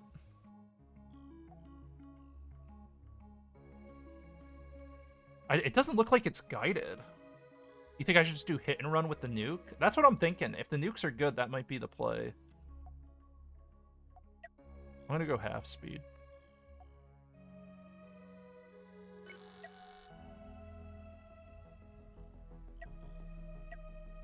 Alright. Approach me. Approach me carefully, child. Okay. Does the missile launch?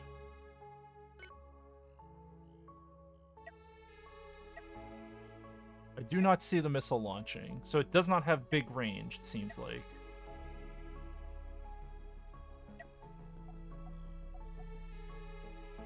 So do they have less range than an HE missile?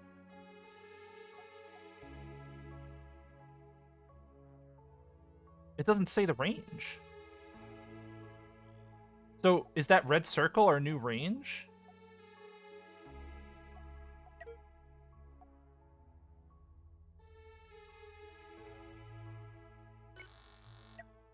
All right, well, we're gonna see it launch. I want to see it.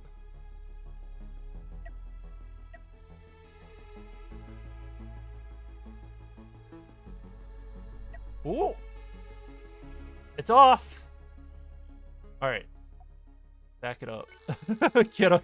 Get back it up.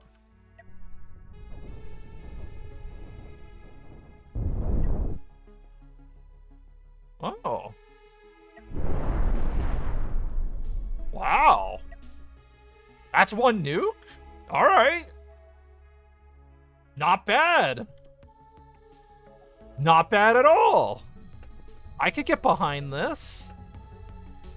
It moves pretty fast, too, once it goes. And the ship can kite it, too.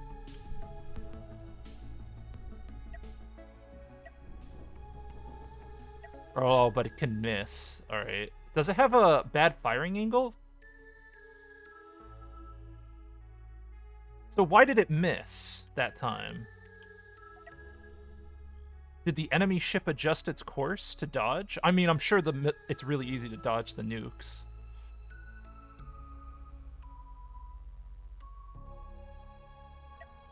Maybe I should tell it to, like, center on here. Try to hit this. It's because of the movement of the ships. So how do I compensate for that?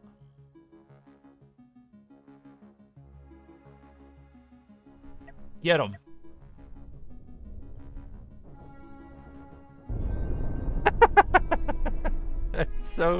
It's so destructive. It's so destructive. It's actually ridiculous. But I've burned all of my nuclear supply. It takes up so much. I mean, this is still decent, right? Like, it's not great, but it's decent. Not bad. But this isn't like I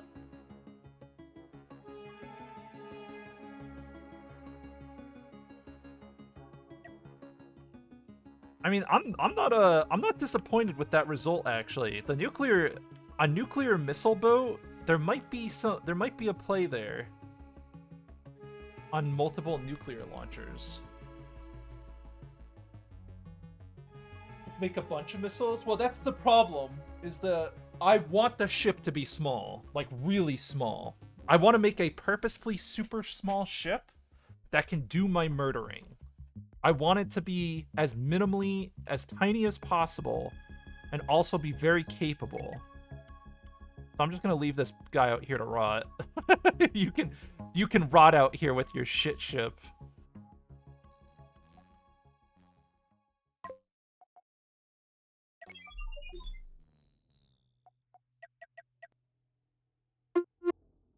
Boop boop. Make 2 rocket launchers, front and rear. So what? I spin in place. I spin in place, and I shoot rockets. I spin in place and I shoot 1 rocket, and then I turn, and then I shoot another one, and I'm just like, bah, switch, bah, switch, and I'm just reload, spin, reload, spin. I mean, it's a cool thought. I'm not against it. So finally, the last option we have is a laser, which has a 450-meter range.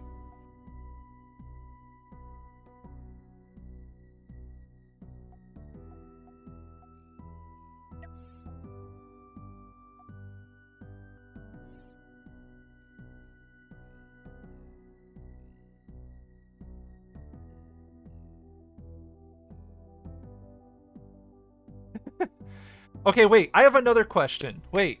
I have another question. Does having a nuke loaded...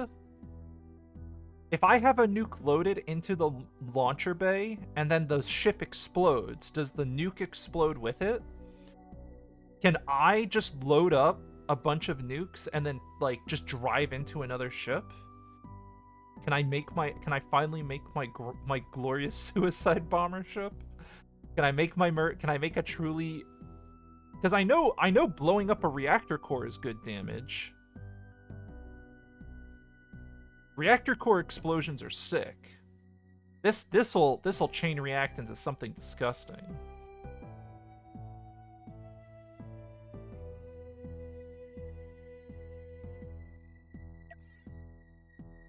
So I guess we'll try laser next.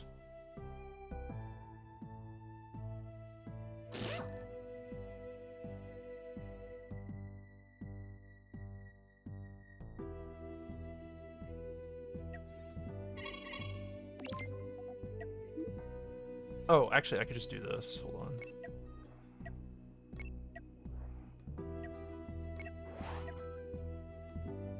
Are those all the weapons in the game? There's laser weapons. There's projectile weapons. Oh yeah, we could use the flak battery, but this is close range. I haven't thought about making a close range ship yet. I feel like going close range with any ship is really like spooky if you're making like a hit and run small ship. Deck cannon. Flak is more defense. Is it though? Are you sure? Flak sounds like a very healthy shotgun to me. You can have these. You can have these. Take this ship.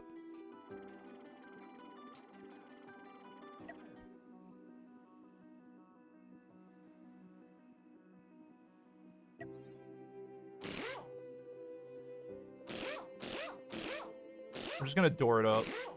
There should be more doors everywhere. Always. Always door.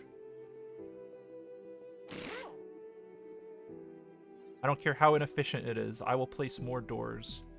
So this is the laser attempt. Should we put a prism on the front to help it aim? I don't think it hurts, right?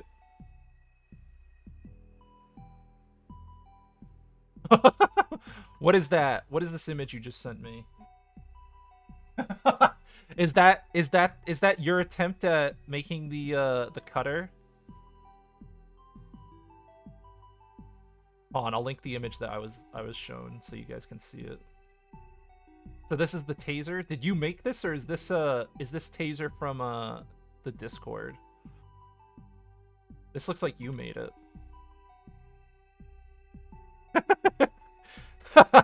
So yeah, if you bounce a beam, here I'll show you guys what he did. If you bounce a beam between two prisms, it gathers up the laser and makes a really, really, really scary thing.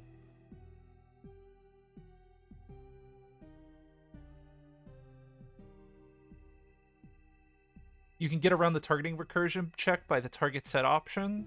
Does that work? Maybe that's how I did it. Because I got around the recursion last night when we were testing things. We got past the check. It's firing on a whole armor piece on the opposite side. Oh. So that does work.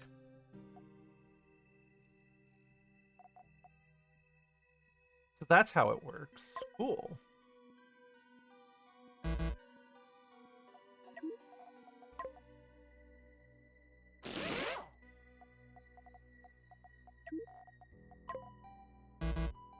Insufficient diamonds?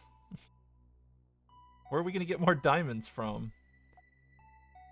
I mean, I guess we don't need the diamond. I just want to... I don't need this. I just wanted it. It was more of a desire thing. Let's go look for trouble. Let's go test this guy out. So what's the default sensor range?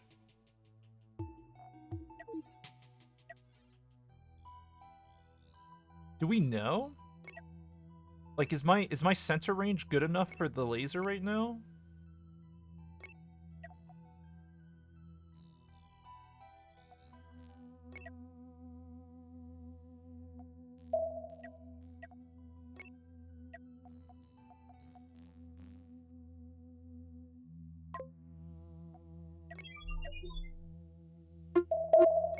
I need some bad guys to party with.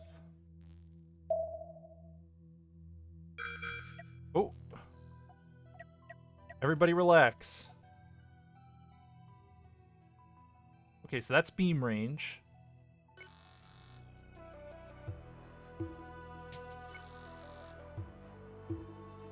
Oh, but my thrusters are on wrong.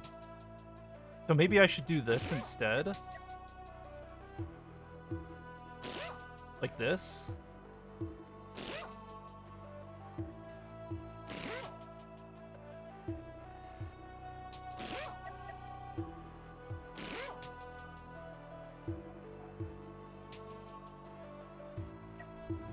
Here you go, right? That works.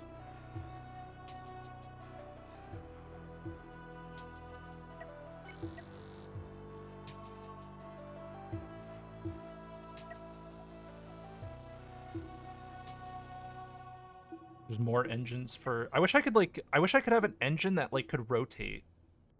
Almost. Like, wouldn't it be cool? Wouldn't it be cool if you could, like, have, like, a transforming engine almost? Like, where it could, like, flip between two sides, but it, like, has a transform time?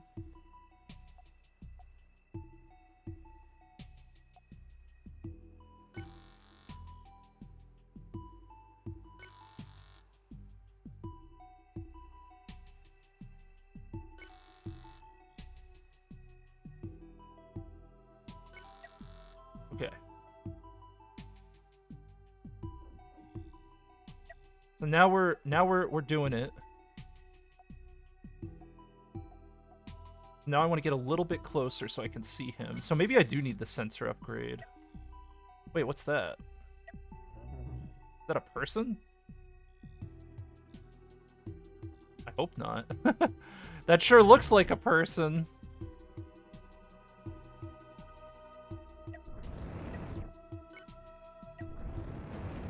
So this is the laser kite right now.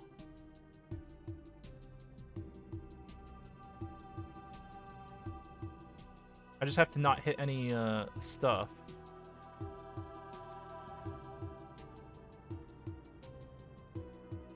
Oh, I don't have enough power. I mean, it works though, right? Yeah, this works.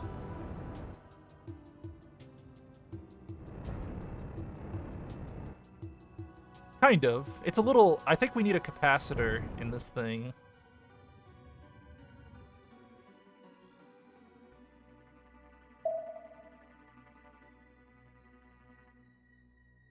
It's almost like I'm playing Star Sector. Oh, I can make the... Hold on. I could do this. I can make it flip around to chase. I can make it do the thing I want. And then when it gets an engagement distance, yeah, look, it'll do the flip for me. Yeah. Look at that. That's some gaming right now. So we keep our main thrust back here, and then we tell it when it's traveling long distance to flip around.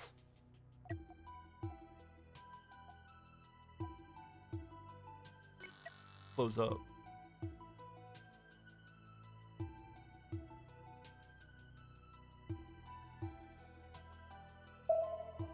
So why isn't it firing right now? Is it just because it was moving too much? Or I don't have the maneuverability to turn in time? I think, see, this is why I want a prism. I think a prism is required because you can't track well. Because it's a laser? Yeah. Well, I was hoping that this ship could turn and maneuver, like outmaneuver it. Yeah, we just have to go find a diamond then, that's fine. Should I also consider getting more power? Should I get like a second reactor or should I put a capacitor in?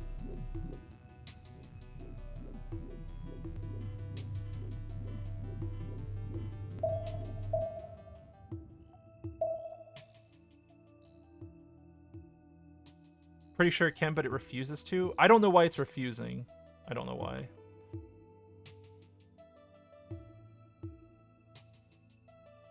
It doesn't know how to lead turn thrusters. Yeah, you're right.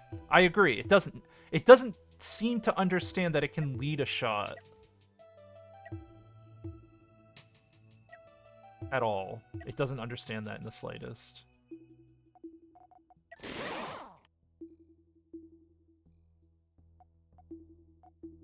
Right, we're doing the thing.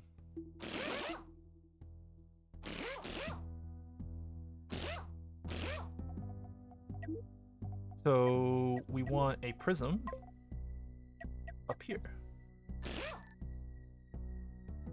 We still need diamonds? This station has... We can buy diamonds at this station. We don't need a lot.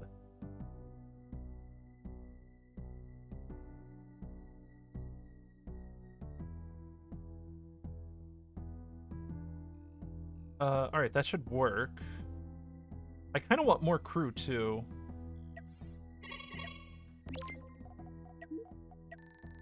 There you go.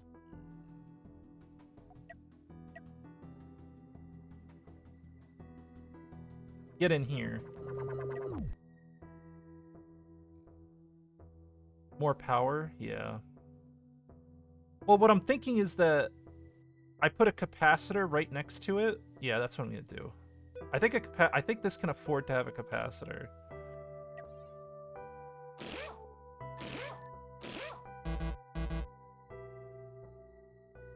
It is connected. What are you talking about? Oh, I see. I would have to widen it. Like, here, I'll show you what I want. So we do capacitor.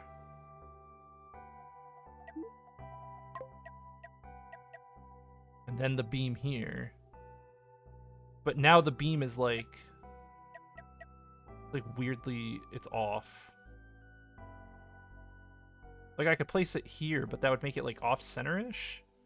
I guess being off-center doesn't really matter, though.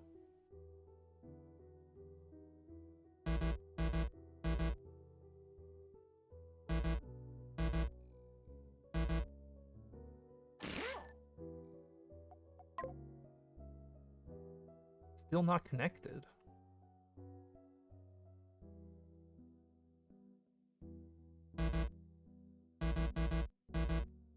Oh, there's doors. More doors. I forgot it's a door. We gotta, hold on. Every place I can place a door, so I'm allowed to place stuff. Why can't I place this here?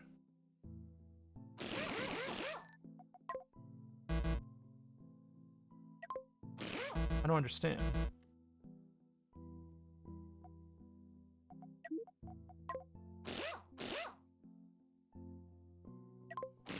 Am I messing something up? Oh, there it goes. Oh, yeah, you're right. The support structures. Yeah, it was that. Yeah. Yeah. Yep. And we'll just make this a nice square. All right, that should work. Yeah, that looks good.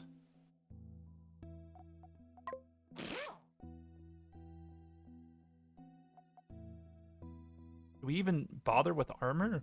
I don't think so.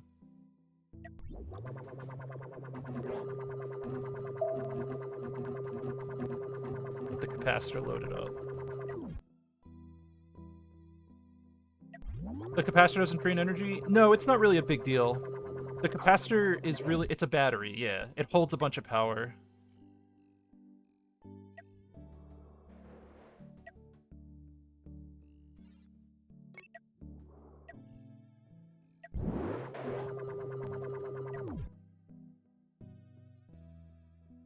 No, I kind of feel like I need more crew on this ship.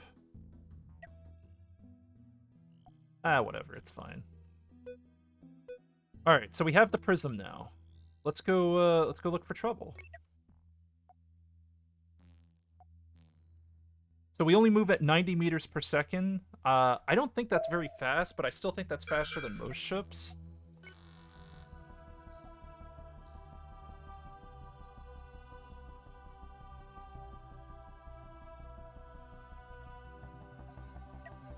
It's not. It's doing the thing. Like I'm not seeing it. Do I have to flip the engagement around? Is that why it's being a little pissy? Little piss boy?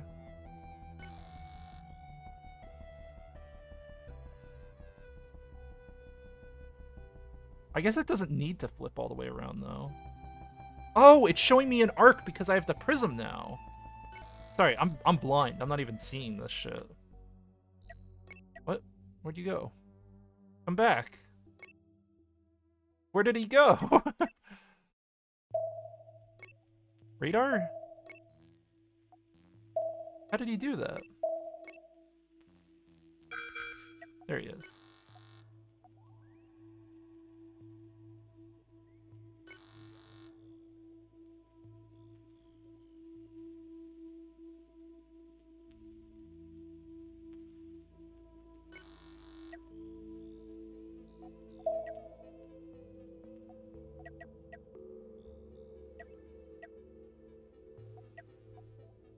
So I need to be a little bit in, but not too much.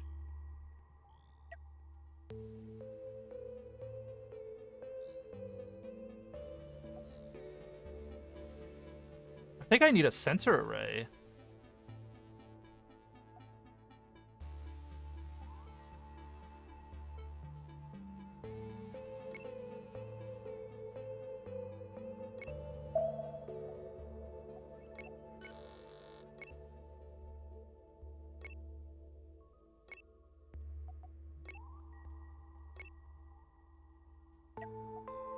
There you go. All right.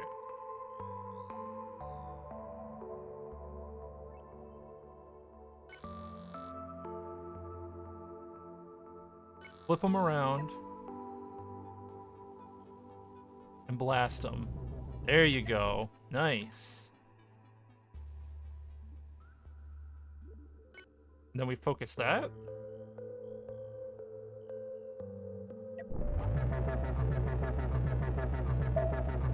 Capacitors holding. Surgical strike.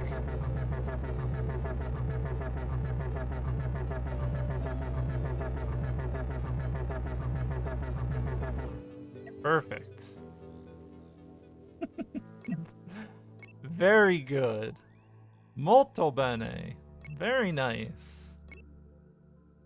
All right, cool. And we ripped through our capacitor doing that, but that was sick. We didn't take any damage. And now I have a whole ship. And it was only one laser. Yep. So it's a nice lightweight laser flanker. So this is good. This is a good ship.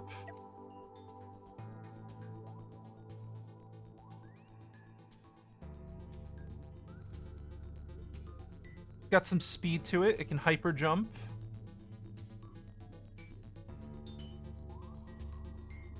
I don't really need the cargo bay anymore, but we can keep it. So what do I do with this Thrasher now? Do I just put like one crew on it and drive it to somewhere? See, this is the other problem now, is how do I salvage this stuff? So do I bring the mothership over, all the way over here, just to salvage? I guess so, right? So I'd be like, good kill.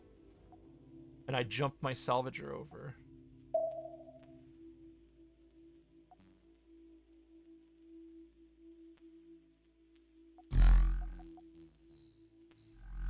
Don't forget about sensor array. I don't think I can put a sensor array on this small ship. I don't think it's a good idea. Because the sensor arrays are really big and, like, expensive to use. They need 4 people to work. They weigh 12 tons. 8 command points. Make it a bigger ship. That defeats the purpose, though. I want a small ship. I want a tiny boy. This is my big bastard. This is the fat bastard for the real problems. What are command points? You need... So every cockpit gives you 50 command points. Here, I'll show you. And then you have control rooms, which are 250, and then bridge, which is 1,000. Make a ship with only sensors. Do sensors stack?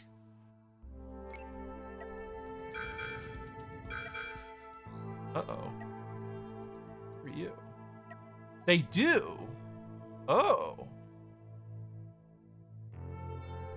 Oh. Sensor stack.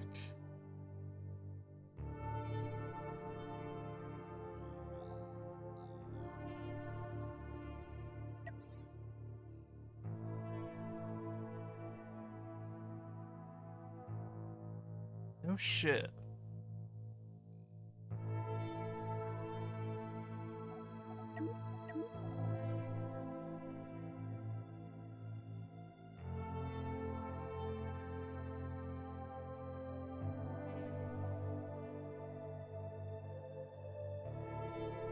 Railguns are modular. We can make it longer. And mine isn't even that long. This railgun is only here, I'll tell you in a second. So this is a 10 long railgun. And at 10, so the reason I picked 10 as my length is because you look at the railgun buff, it increases damage, penetration, range, and projectile speed, right? And I'm up to like I think it says, or not 10, I'm at 8. Sorry, I'm at 8. And the reason I picked 8 is because if you look at the railgun launcher up here, it has a range of 300 meters, but the max range is only 600. So going beyond 100% buff gives me no additional range. It just gives me power, penetration, and damage.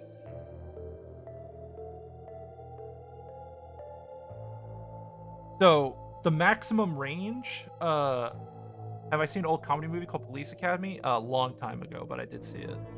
I have a, so right now it feels like that if I'm looking to like optimize for range, is that we make the railguns 8 long. The one cop with the long barrel, yeah. I mean, that's what this is pretty much. But yeah, so we picked 8 because we do 100% more range. That gives us 600 range. And then the 600 range is the absolute max, so we just snipe the shit out of stuff. But this ship is really big and heavy. Like, it's not a maneuverable ship. It's a fat ass. Like, this ship is fat. Super fat ship. Can I make a double-barreled railgun? Yeah, probably. I have the cheapest and best railgun? Yeah, it feels like, I feel like this is, like, one of the most ideal weapons. I don't know. Like, why would you make a railgun 30 long or 20 long or something when you get no more range out of it? When you're almost always better off just building a bunch of railguns of this size. Like, yeah, sure, you get stronger shots, that's great. But still 600 range.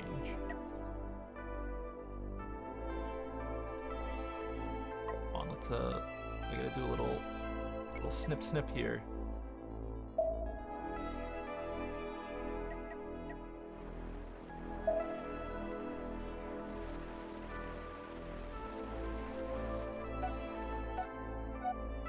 Nice. All right. Yeah, that topped off our mothership really well. So our mothership is loaded up with stuff now. Probably could sell some of it. Let's see. Let's get these ships to the station.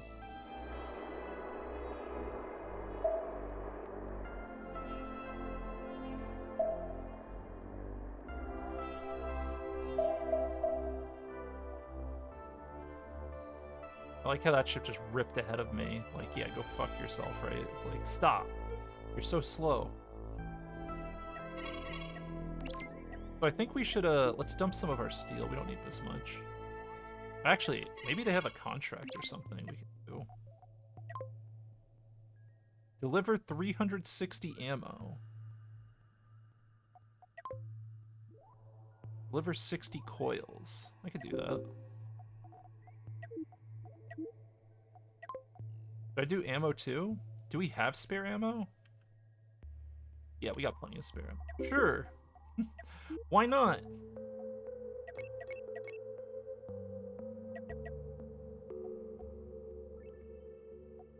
Take that. Can you make your own station? Kind of. Not like this, but you can make like an immobile. You can make an immobile ship that's just cargo holds. You could totally do that.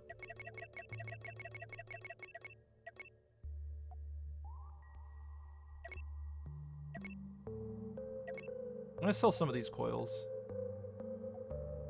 Not these coils, though. Sell some of them, but I just want to free up some space. Oh, that's good money.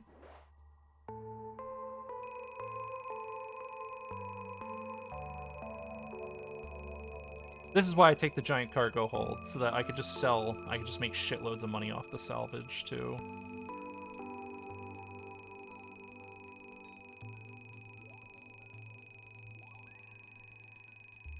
Nice. Not that I'll ever run out of ammo for the railgun. The railgun is super ammo efficient. Make a ship with a huge-ass laser? See, I'm not a big fan of the laser things. One of the ideas I talked about was if you wanted to like be a real memer in multiplayer, you could just make a ton of like, all right, so like if I open up the build menu and zoom out, you see how you know what, I'll just do it in creative. Hold on, let's save. I'll just show you what I'm talking about. Let's go to creative. We're gonna go to creative hell. Let's take a trip to creative hell so I can show you some fun stuff. All right. So here's creative hell.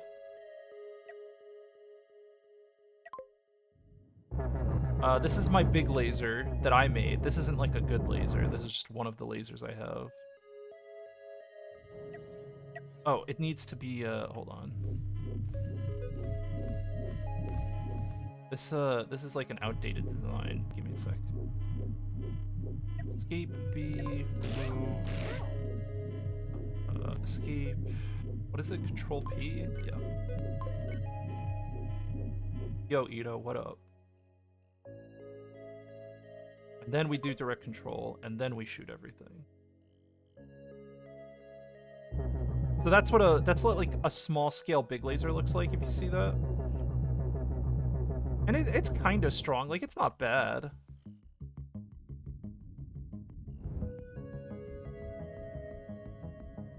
Here, I'll get close so you can see it. So that's armor plating it's burning through. I mean, it's a good laser. But it's got damage fall off too.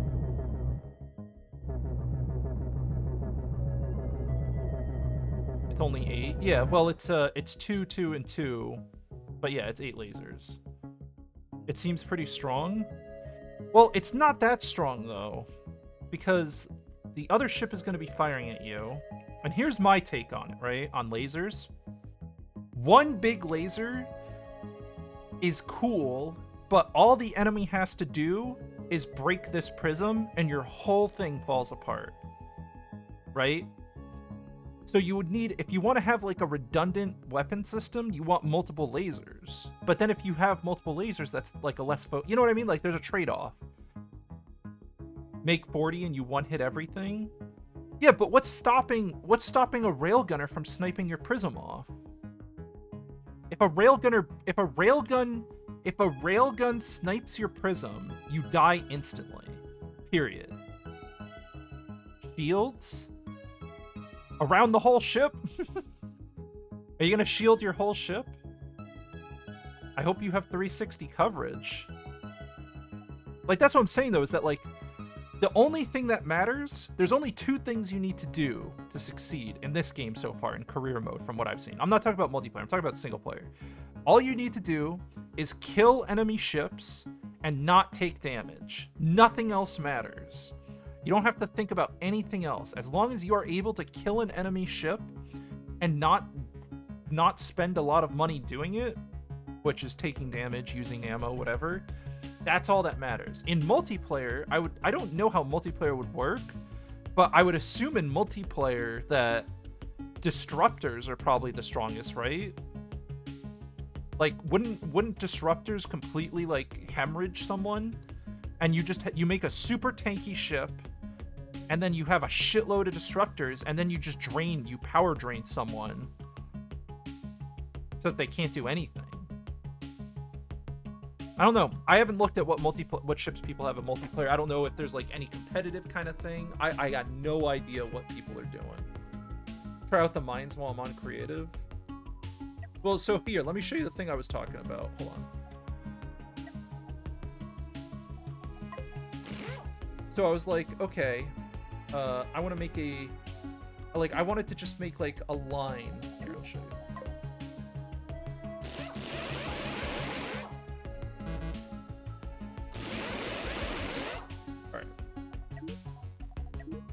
So this is what I'm thinking for like a multiplayer server, right? You want to lock down a place. So you create something like this, right? And like the prisms have a lot of range. But you get where I'm going with this, right? Like you prism like crazy. And you just have this giant line of prisms. Make it diagonal. That actually might be a good thing.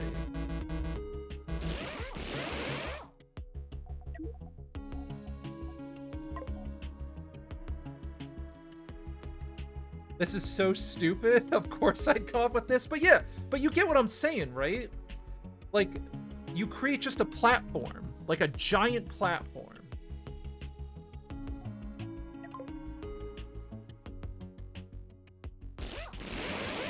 On. I'll show you what we're dealing with here. But you create a cross even.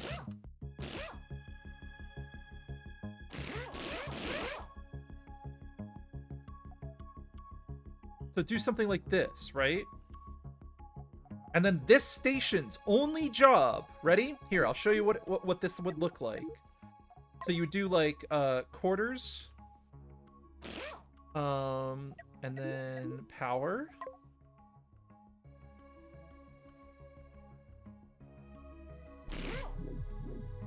And then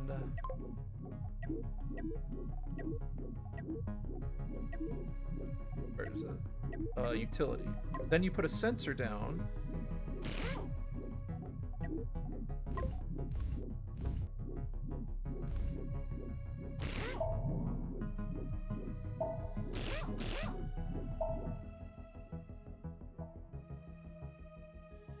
All right. So, you got this platform, right? And it's got this big sensor on it. So it's a sensor platform. It can see far. It's got a minimal infrastructure. And then the rest of it, and this is, keep in mind, this is some real fucking, this is some pretty autistic thoughts on what I was thinking about this. So you make a bridge that's like range efficient or something. I don't know, like every like 5. I don't know what you would do. I'm gonna build it out just so I can explain it better. Always one on the edge, it doesn't matter.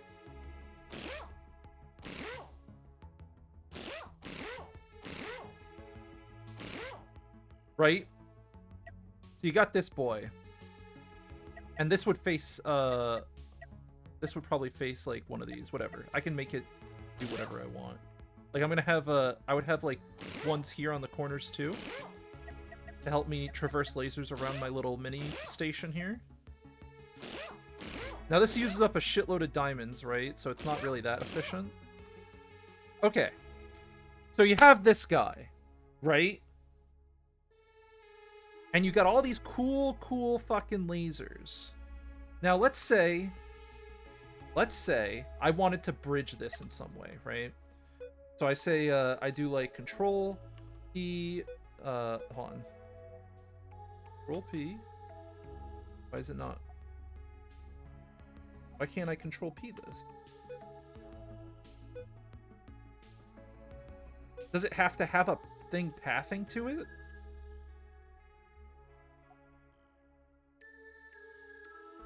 No command. Oh, you're right. Shit. Good catch.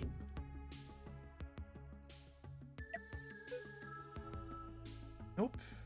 And maybe it's not enough command points. I'm still negative on command. So it has to be a control room.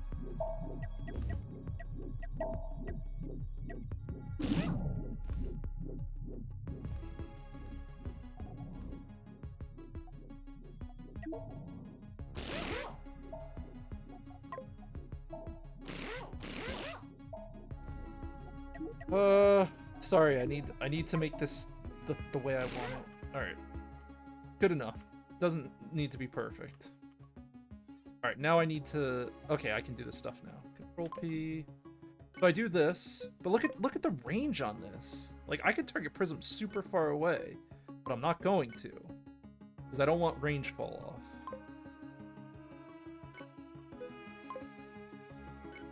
So look, so you have this bridge. You do this, you do this, you do something like this. This is really silly, by the way. This is not like something I would do in career mode because it's just too painful to do. And you create this big bridge. So let's go back to this ship. Control it directly.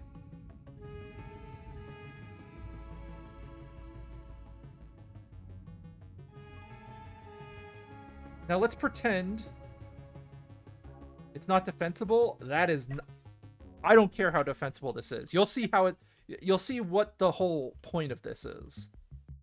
Like if I was here, hold on. I'll show you what I mean with this whole system in a second.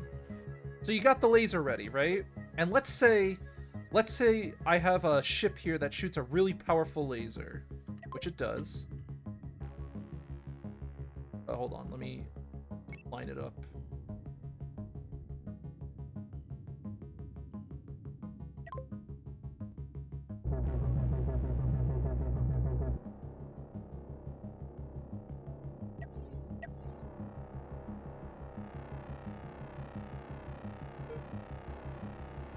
I gotta change this. Hold on, we're doing laser tech. Give me a sec.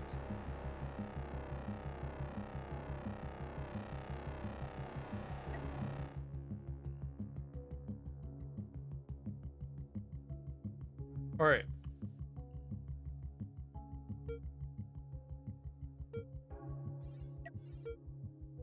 Control D. So you see how that laser? Look at how far this can travel. Look at this.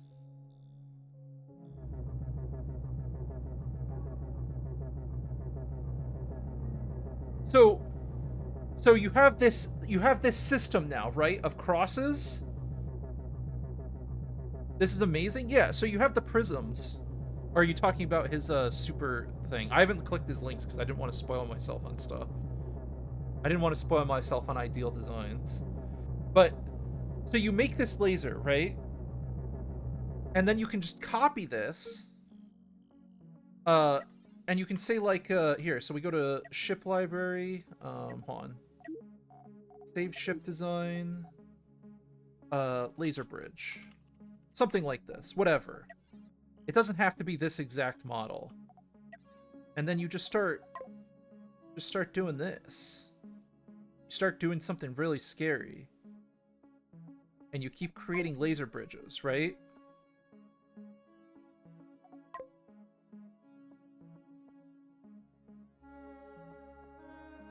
So what happens, right? Oh, did it not save the... Do I have to target? No, it does do them all. Okay, they're all turning. Give it a sec. So now you have this giant bridge of prisms. This is too many prisms. You don't need this many prisms. This is just for effect. Just so you can see it do the traveling.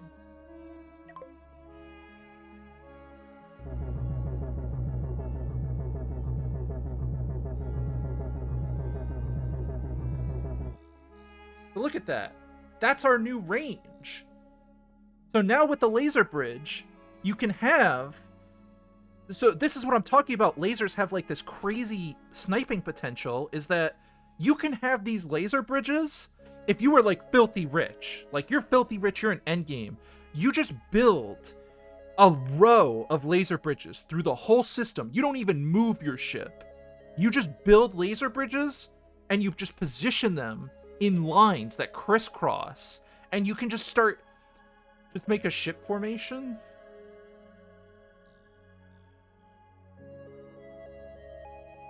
Railgunnable lines. Yeah, like it's like a highway. It's almost like building a tower, essentially, like a defensive encampment. And if the enemy wants to kill you, they have to get close to you.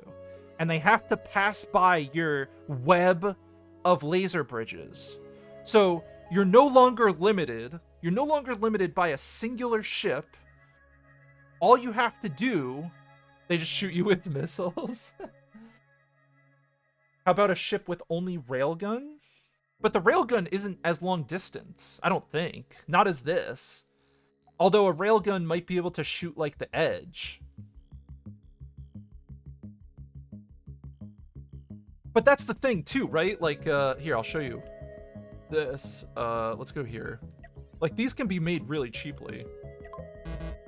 Like, if I decide to remove all of these,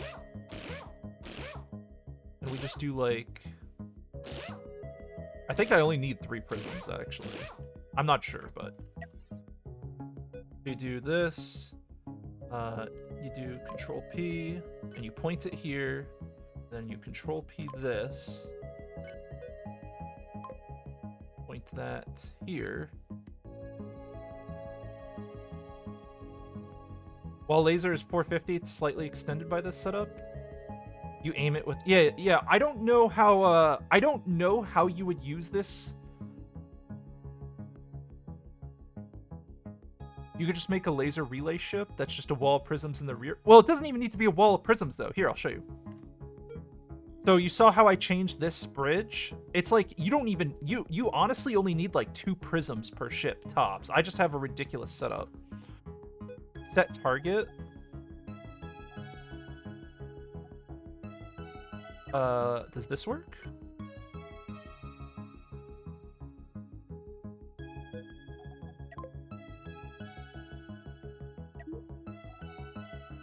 Auto fire.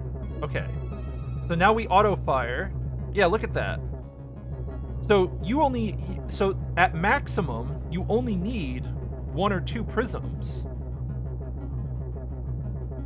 And then you can make a laser. Look at that. That's a little ridiculous. Set this to aim at the cursor. This one.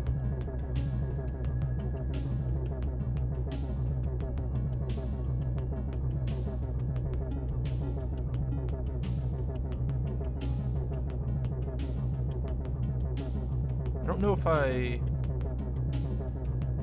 do I have to take control of this ship to do that? I think I do. Yeah, there you go. Perfect. Done. See? See this shit? That's my range. And look where the ship is. Look where the source shot is. That's the range of my laser right now. What are you gonna do?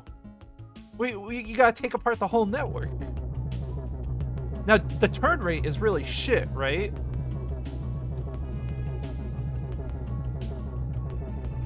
Oh, hold on.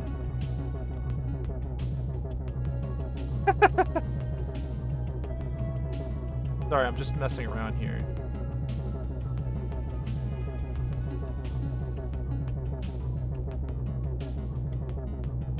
So you can charge up the laser a little bit. Not too much, but it kind of works. It's fun. Redirect the laser around yourself in a fence shape so it acts as PD. Yeah, so you see that? Like, you can have all the lasers targeting outwards. The prisms are a cool mechanic. Well, here's the other thing now. So you see the range of this prism we're shooting? I could have a line of prisms out in the space out there. I need redundancy lasers. Well, that's the thing. Like, that's why you would put, like, a prism here and here so that you could, like, set up stuff. But this is all theory crafting things that I was talking about. Like, yeah. This is all theory crafting stuff, but the general idea I do use control groups. I use control groups in career. I haven't used it in creative. But yeah, you would use control groups, and you could control group to the laser bridge you need, and then you would have to, if any of the prisms die, you would have to rearrange your connection.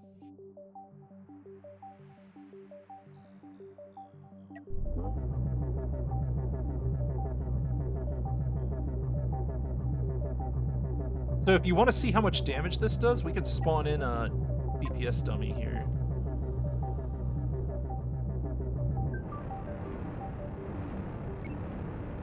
Oh yeah, hold on. I have to set it as a barbarian. There you go, see? There it goes. And look, it auto-aims it. See? I don't even have to aim this. If there's an enemy vehicle, I just have a turret that will laser down anything that comes in range of my Tower of Doom. Right? The only downside to this is that for every endpoint laser you want, you need to have an input laser. It is weak. I agree. It is weak, but you can make it stronger, but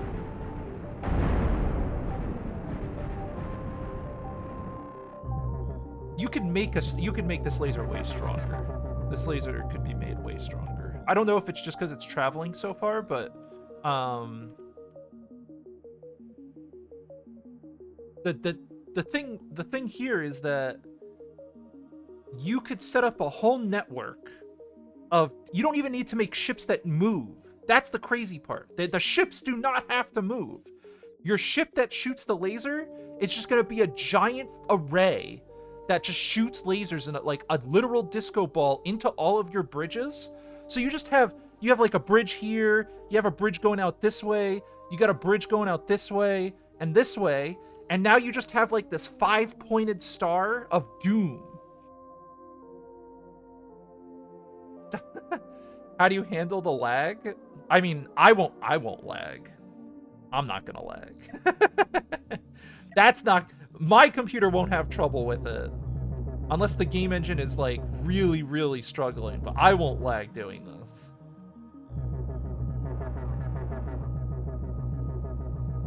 Find a bunch of people and play multiplayer? Well, here's the thing, is that multiplayer, I'm assuming that in a multiplayer game, I don't know how multiplayer works. Hold on, let's go look at multiplayer. Create lag ships designed to completely destroy computers IRL. Yeah. You want to try to have a lag war? I'll win that war. I won't be the computer exploding. I'll turn all my settings down. I'll go to my graphical settings. I'll turn it to like 10 FPS. I'll be like, where is it? I'll be like target FPS, lower the scale, turn off all this stuff. I'll be ready. I'll be ready. So let's try, let's see what multiplayer is like real quick. Free to join. Game mode domination. Max fleet value. Okay. So a 50 million fleet value. Income of 35,000. Control point income.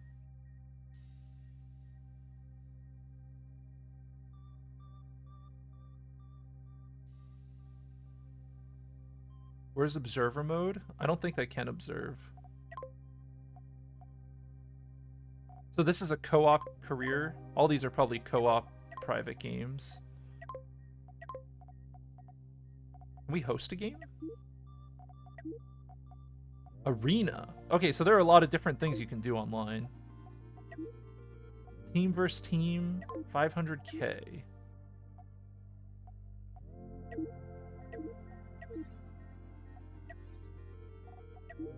Creative. creative multiplayer. Arena. Battle Royale.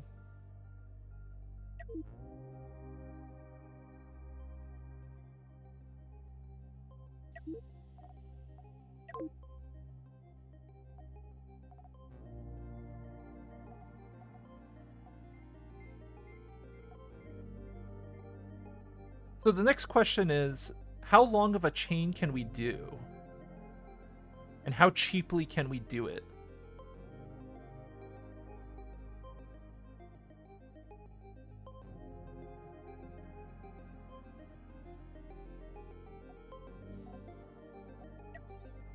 I don't need to host a game. I can just play local creative.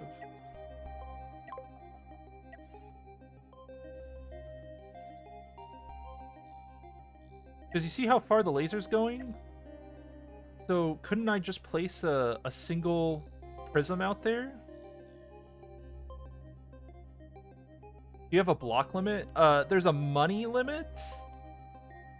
Not sure if that is really... So here's where the laser is. So what if I just put that there? Yeah, see? I don't even need to power this or control it. So the bridge itself is super cheap.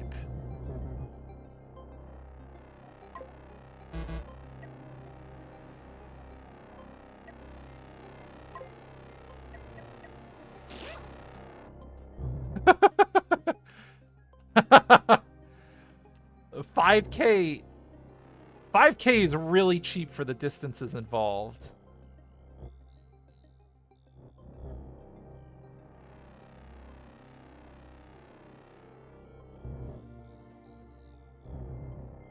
So the next question is, what is the minimum... What's the smallest ship we can make to actually shoot the laser with? We need a cockpit, right?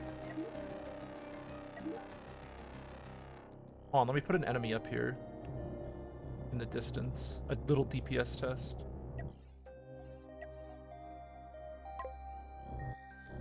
Come here.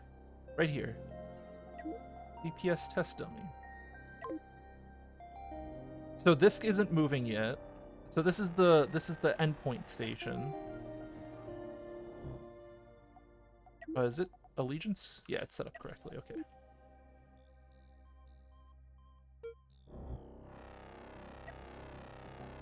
So we need to make a... at minimum, it needs a cockpit to fire, probably.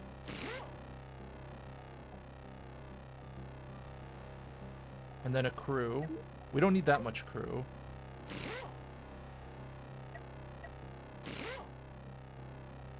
And then it needs power, probably? Or does it... can it change where it's firing?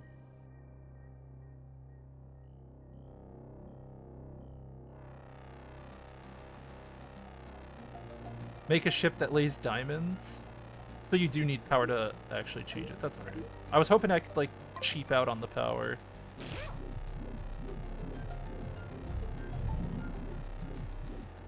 Okay. So the damage is bad because of the fall off, right? The range fall off.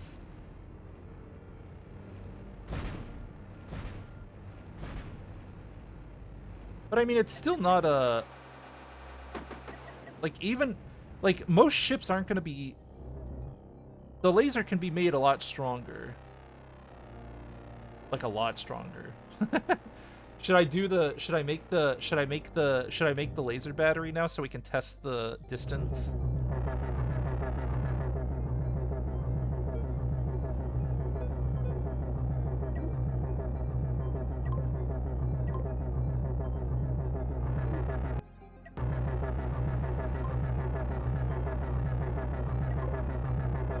Hey, you gotta chill.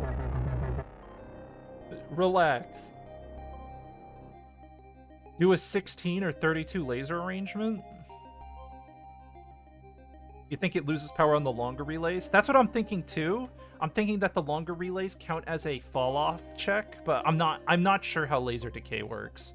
And I don't think it's explained fully anywhere.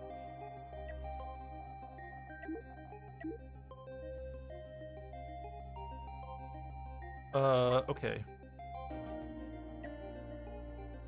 How many lasers should I do? 16 or 32? Should we just try 32? Let's do 16 first. 1, 2, 3, 4, 5, 6, 7, 8. And then, should I just use your... I might just steal... I think I'm just going to steal your layout. I think I'm just going to steal... I think I'm just going to steal the gamer layout.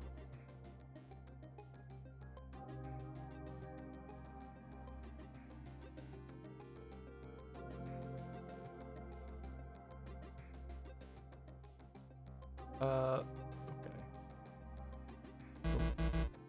Oh, why is it not connected? Oh, it's... I see what the problem is. Alright, hold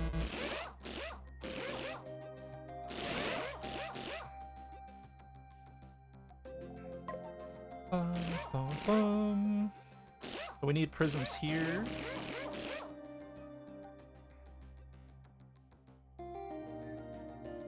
And then I need a... We need to stagger these prisms, right?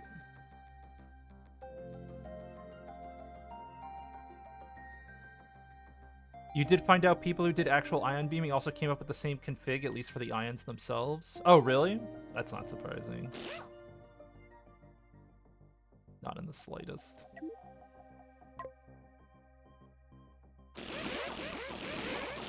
I'm just gonna make a giant thing here.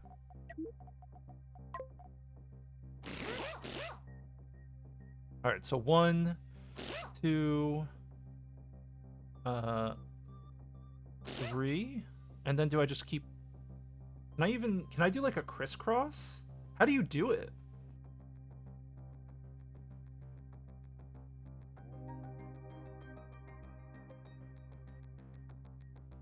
One, two...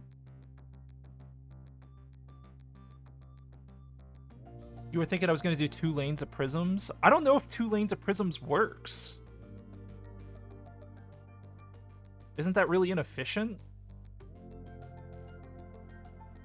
Don't grid align them? Oh, that's what I'm doing wrong?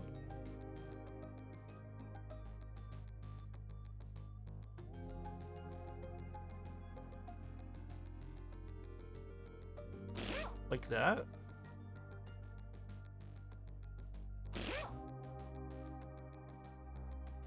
Something like that?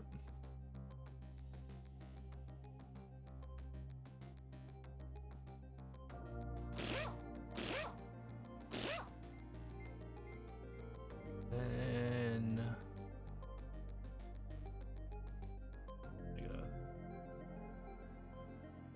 Alright.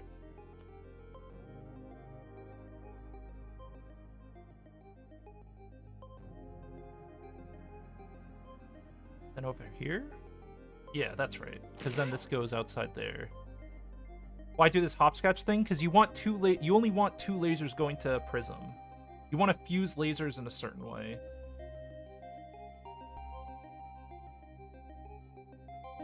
Yeah, there's huge diminishing returns if you just put all the beams to one crystal that way, but if you like tier them in, it's fine.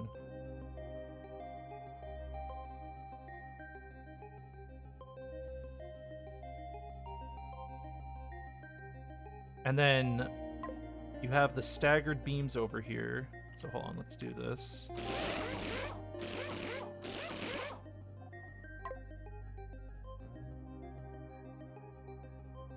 And I think this is correct.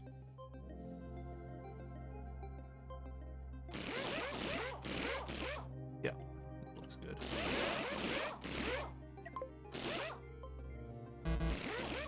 Yeah, that looks somewhat right. So you see how 2 beams are going to hit every crystal now with the staggering? So let's do, oh, we got to do all the things. Hold on.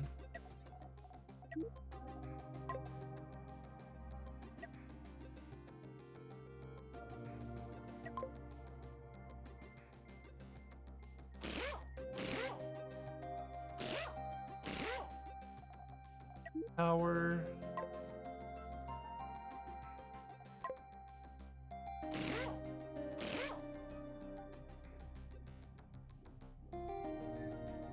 Did I just do, like, big-ass reactors?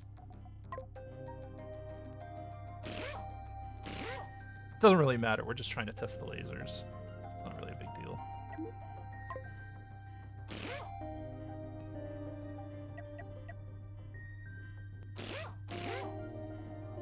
And then we need Nice big bridge.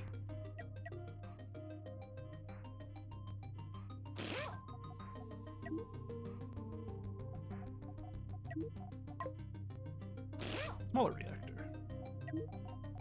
This is very inefficient. All right. Closer. I don't need the last crystal on the right. No? 1, 2. 1, 2, 1, 1. So it's just this crystal is the output then right now? Yeah, that looks...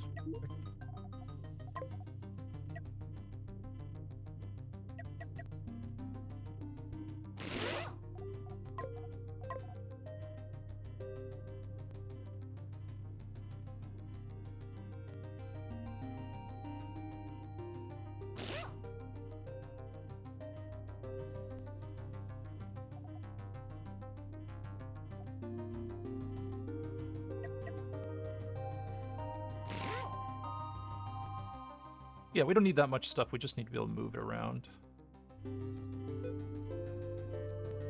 Okay. Lasers. Let's do, let's set this up. So, you.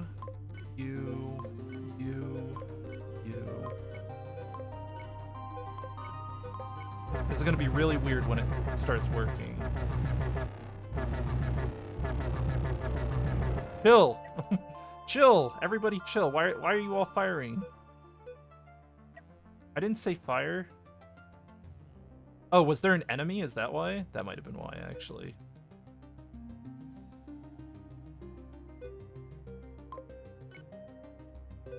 Then we take those focused beams.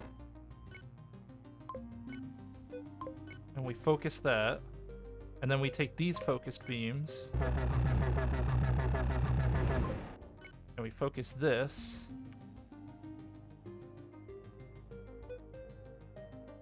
Oh yeah, you're right. I could have made this smaller. That's alright.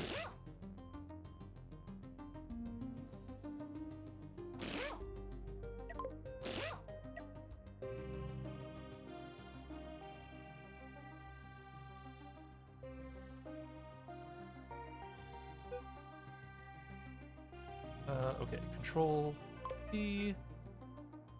And then we can just send this guy up. Like that.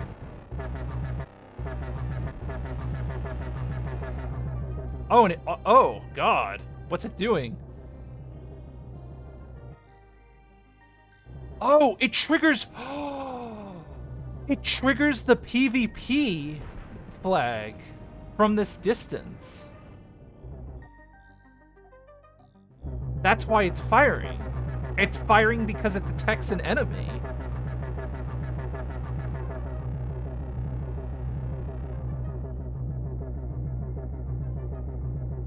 So where is the laser becoming small?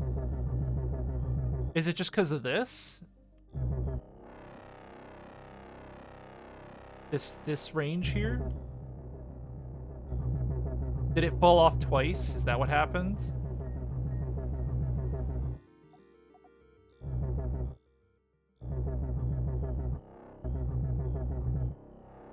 Hold on, let's we could fix that. Save. Prism bridge. Prism. I'm just gonna call it Prism, because that's all it is. I just need it to be its own ship. So where does the laser actually get smaller? It looks good here. It looks like it gets smaller here. Yeah, because I use like a max range. So should I just try to like add a thing?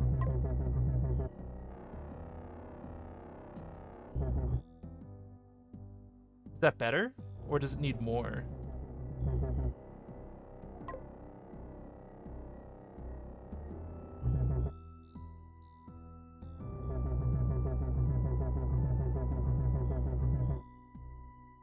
Still looks like it's getting smaller.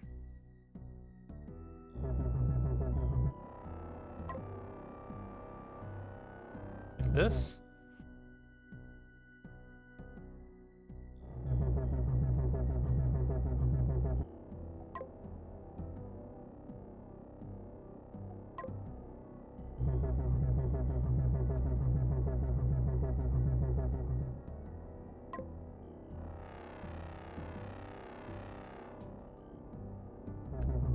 wonder if the fall off is linear. I don't know. Maybe.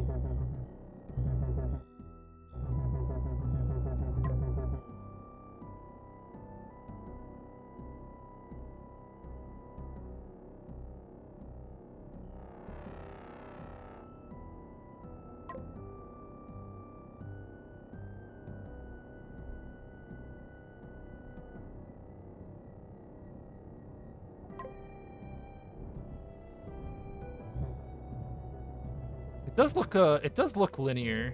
It might be. I mean, I don't think I've gained that much damage. It has a certain range.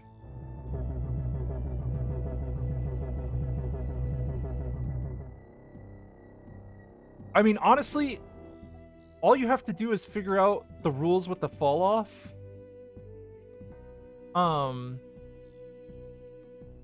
The fact that this works the way it does is really sick. Like, it's actually so sick.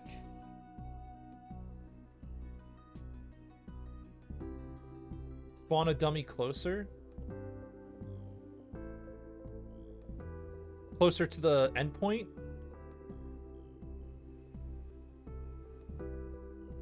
So this is the endpoint.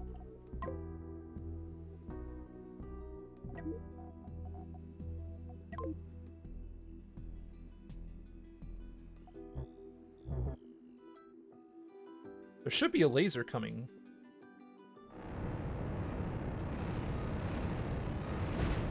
Pretty fast. Oh, it's better. Wait.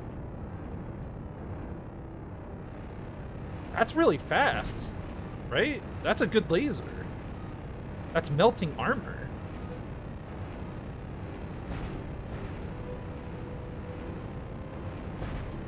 One, two, three.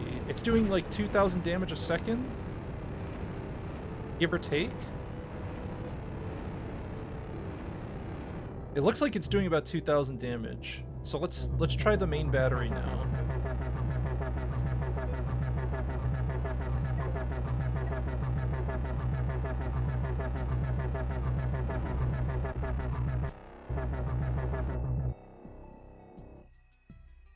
What happens if I spawn near the battery? I'm gonna spawn a dummy right here so we can see the difference.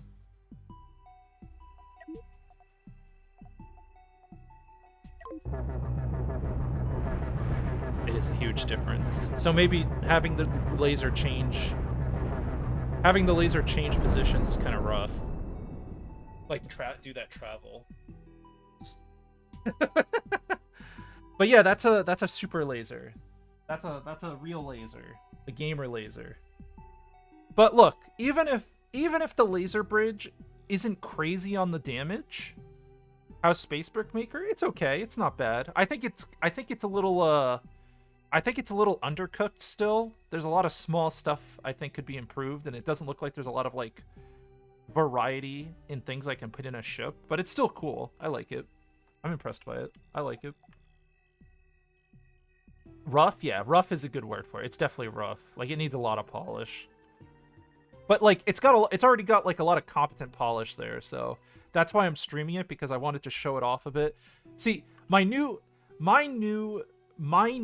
vision on doing streams is that I only want to stream games that are, like, actually interesting to me, and that it's something, like, new. Like, when I turn on the stream, I want it only to be because I have actually something cool to show and something cool to play that, like, I haven't done before.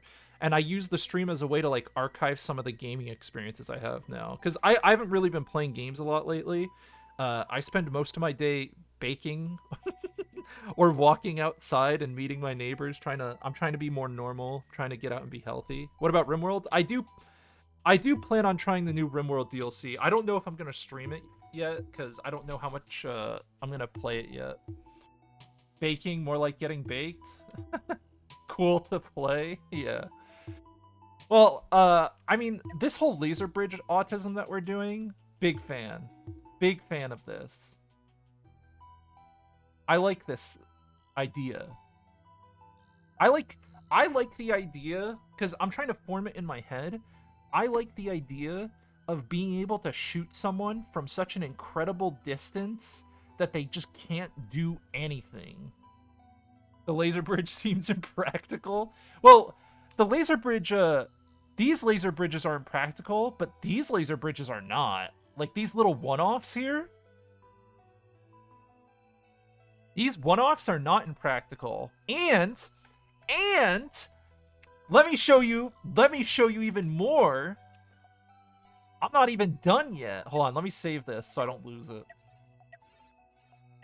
The reason this gets even better is because you could just do this. Here. Hold on. I just thought of something really sick with this laser bridge tech. All right, so let's talk about why the laser bridge is impractical. They can just shoot the prisms. Yeah, sure, they can. But placing the prisms is a hard part, right? Because the enemy isn't just going to walk up to your laser bridge. So you could have a ship. Oh my god, does this work? You could have a ship, like have this, right? And you do there's no way this works. And you do this.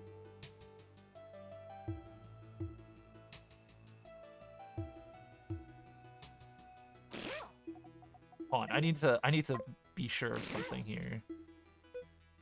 So you do this. Okay, it damaged it a little bit, so it'd have to be 3 away. I think it has to be 3 away to do no damage. Let me do this.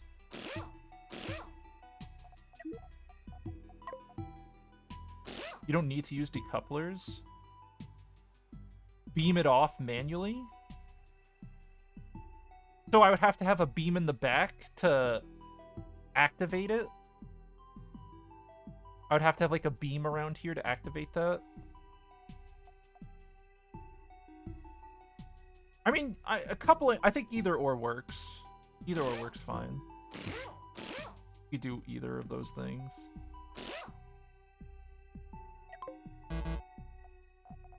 Structure. Delete this. 1, 2, 3. But yeah, like, let's say you want to position some prisms. 2, 3. Then I need explosives. Sorry. 3. I need a prism. 1, 2, 3. Save yourself the 1K and beam them off. No. I just want to see. I want to see something. So you break this off, and then the prism goes off, but you can't control the prism in any way. Yeah, this doesn't look like it would work. Even if you beam it off, it would make the directions bad, right? Yeah, I don't think so.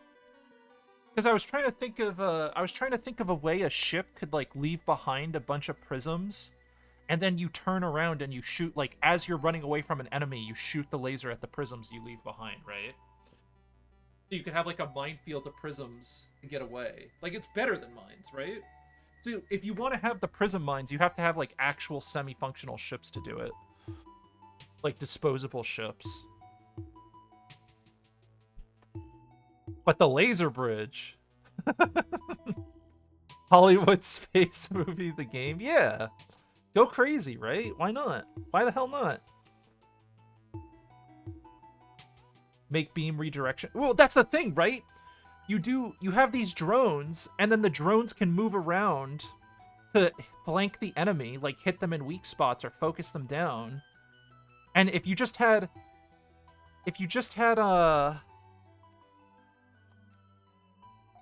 I need to test formations real quick. Hold on. Let me get some. These are like small shitty ships I was messing around with. All right, formation. So you want me to try messing with formation? So let's try formation. Wedge formation. Oh, that's not doing. You guys good? You guys good? You gonna make it? I don't think they're good at. They're a little. The AI's a little wonky on colliding with each other. Okay, so if wedge formation works. So what can we adjust with this formation? Custom formation. So do I have to hold? Oh.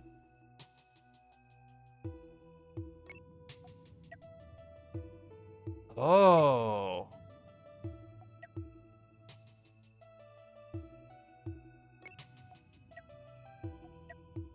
So you could have like now you can so now you just make like a super droned up ship. So you have a bunch of redirection zones and then you have your laser battery here. And then you just aim and shoot from any direction you want. Pretty cool idea.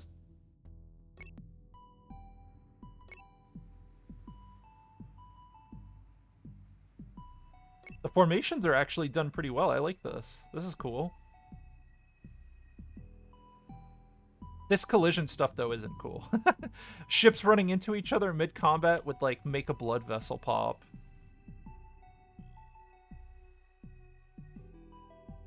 And then I can save this formation. Formation A. Alt 4.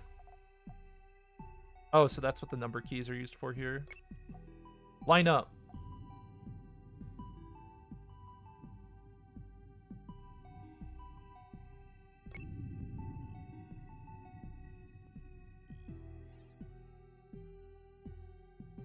Well, it'll auto acquire ships properly, but it's only going to shoot. It'll use automatic targeting, so it won't shoot. I'll have to tell it to aim at specific parts. Do you think the beams might disconnect during movement or something? Can you loop the lasers and make spiderweb? Yeah, you can. You could make like a PD wall of lasers, I think. I don't see why not. I don't know if lasers destroy projectiles, though. Do they?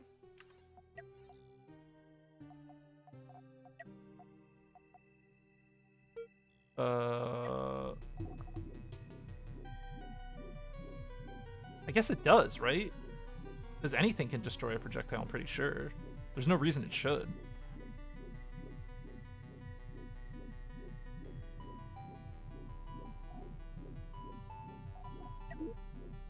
I don't see a reason why it shouldn't. Big shield.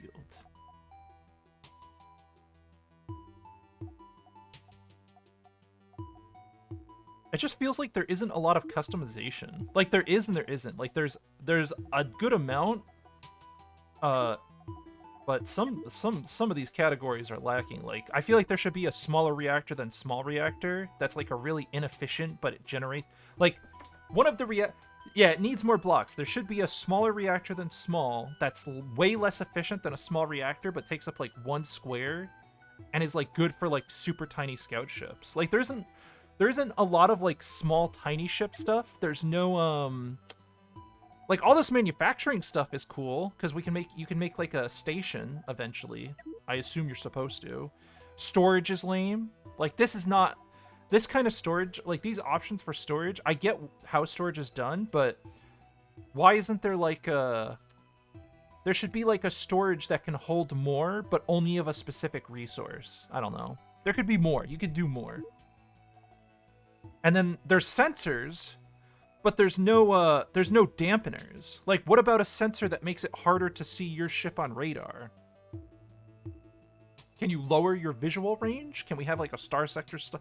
Like, is there a star sector style sensor system, or is it just all hard-coded line of sight stuff? Like, if someone gets within a certain distance of you, they'll always be able to see your ship, and there's no mechanic for that, you know? Stuff like that. And then structure, you know what's funny about structure? Now that I look at it, structure is actually really good as a buffer for like rockets and stuff, because we saw those HE rockets hit that other ship, and the HE rockets don't break, like they don't have enough radius to damage anything outside of the structure. So you could have like a wall of weak structure to like buffer against rockets, then you can have armor, and then you can have your ship. I don't know how tanky a ship should be. Like, I don't know in PvP specifically, because I don't think PvP is a big deal. I can't imagine PvP being, like, a big deal in this game yet, because there just isn't a lot of things, like, cool customization. And the other thing, too, is, like, in PvP, do they play at 1x speed, half speed, fourth speed? Like, what's the standard speed? PvP is probably broken? Yeah, I don't know, maybe. I mean, it looks like you can co-op fine, so... Whew.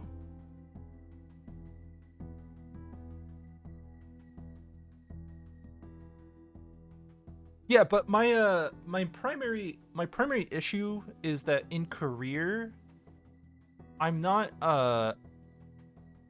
there's a lot of cool stuff to theorycraft, but the actual gameplay is kind of flawed because you have your crew limitations in career mode, and then you're also limited by the resources you can actually just buy and find.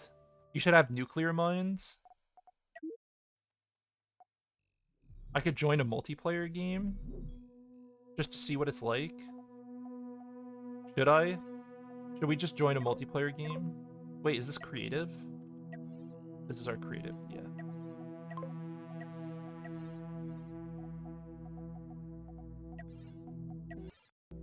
Okay.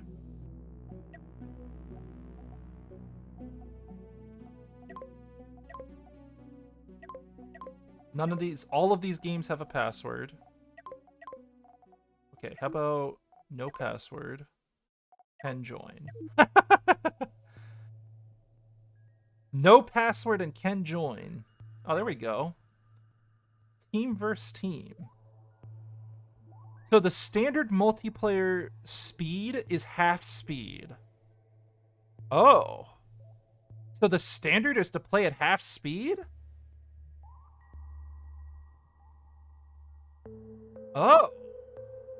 Doesn't that make it way easier? Oh, this guy's playing co-op.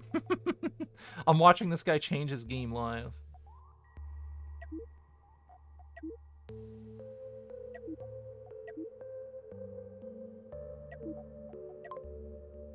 Game is closed.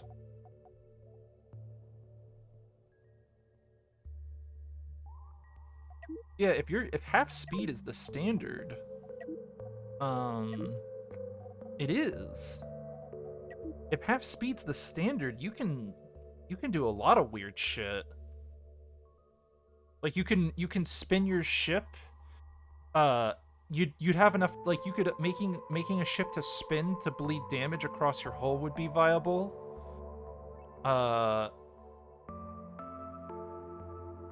Like you could have shields on all sides. You could build all sorts of weird shit. You could make a ship that runs away. It sounds more tactical. Yeah, it looks like it's pretty tactical, but the controls for this game, I don't know. Like the UI needs more polish. Like it needs to tell me more info. There needs to be more. Because that means this plays almost like an RTS, right? Like this is essentially an RTS in PvP because you're going to have multiple ships. So you're going to be micromanaging. Just play Istralid? Yeah, right. Should I just be playing Istralid?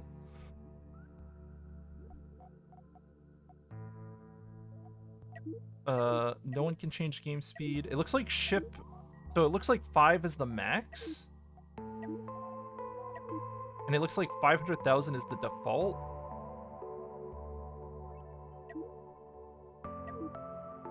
Each individual player gets a ship. Oh.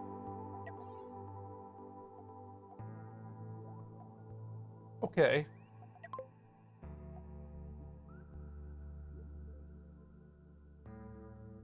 Ugh.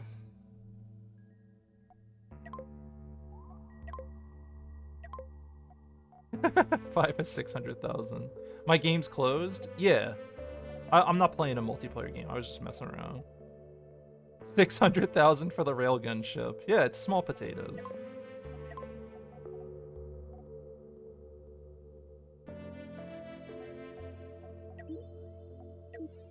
So are all the endgame fleets, Shrinking Ring of Death. Allow illegal ships. Allow observers. Ah, there we go. See, look, now we have observers. So they have to enable observers in, like, the advanced settings.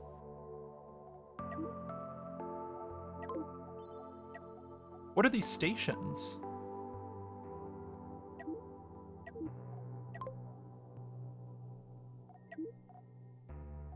Oh, there's 200 people on this one. Are these just different servers?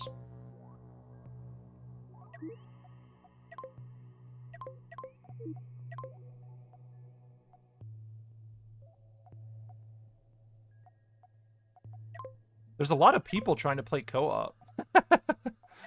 There's a lot of co-op stuff happening, and there's creative gamers too. There's a lot of people playing, huh?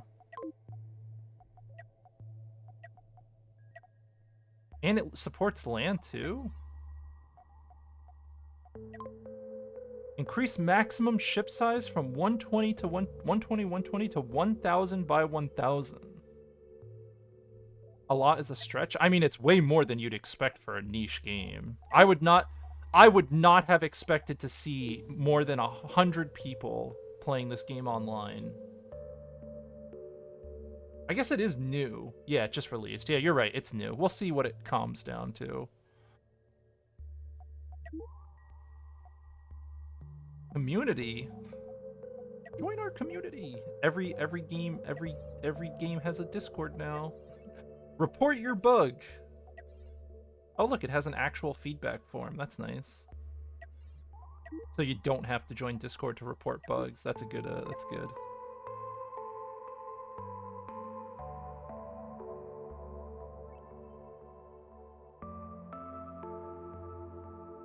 Well, career mode. So going back to career mode real quick. I do not see, with the current level of content, after playing a little bit of creative, and I'm not saying creative ruined it for me, I'm just saying that creative has kind of shown me that although the map is big, there aren't enough things to fill this up. I can't even imagine it. Like, what are they filling this up with? Are these just giant fleets? Should we just go look?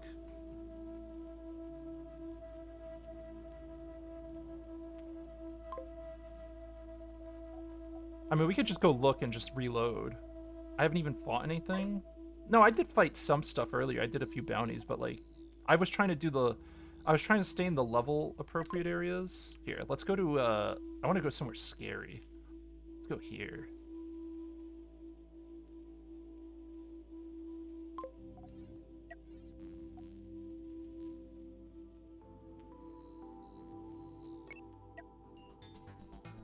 Okay, jump. Do I have to, jump here? Go to a 5 to 7 difficulty? Yeah, difficulty. I'm just leaving the ship behind because we're just going to reload if we need to.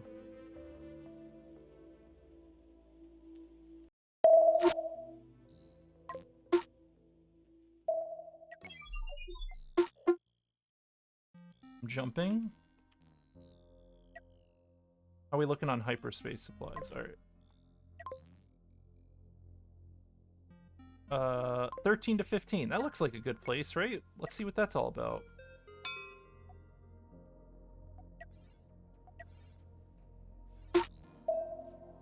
Bloop, bloop.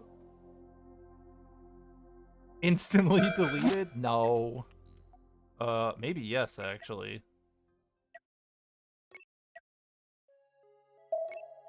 I'm not too weak to fight. Look, this railgun's a real deal, okay?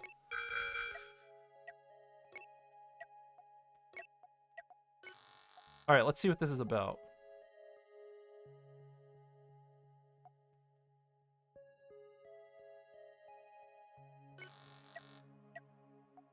Looks like they see me. So let's see what kind of weapons they're rolling. Large cannons. Yo, Vlad, what up? Nice new name color. No longer a red name, huh?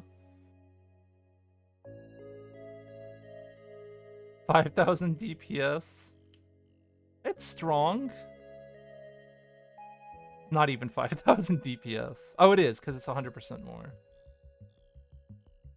So this guy's got a bunch of cannons and stuff.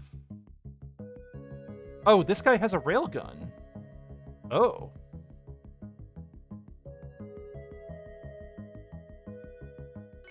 Maybe we should break that. maybe we shouldn't let him use that. Railgun meta. Yeah, it kind of is.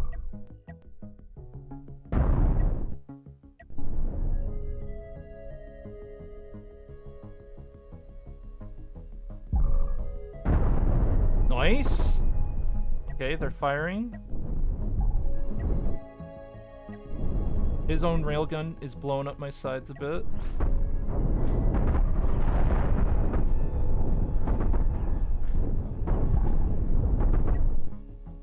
No, this isn't a bad game.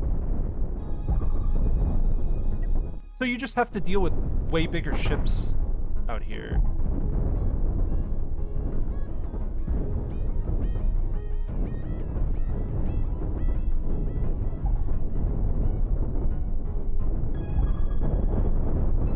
There you go. Cut the ship in half.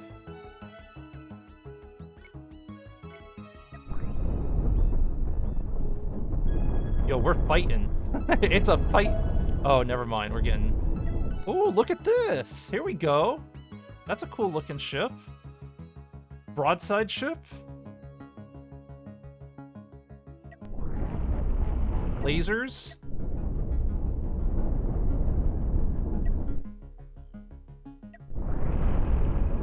A lot of laser damage. So it looks like the harder areas have a bunch of really fancy ships you gotta deal with.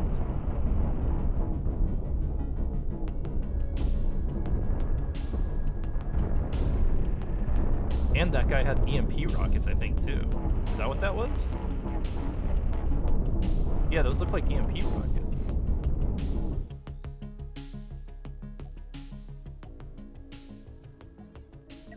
So how do we, can we switch the galaxy that we're in? Because I have ships in the other galaxies.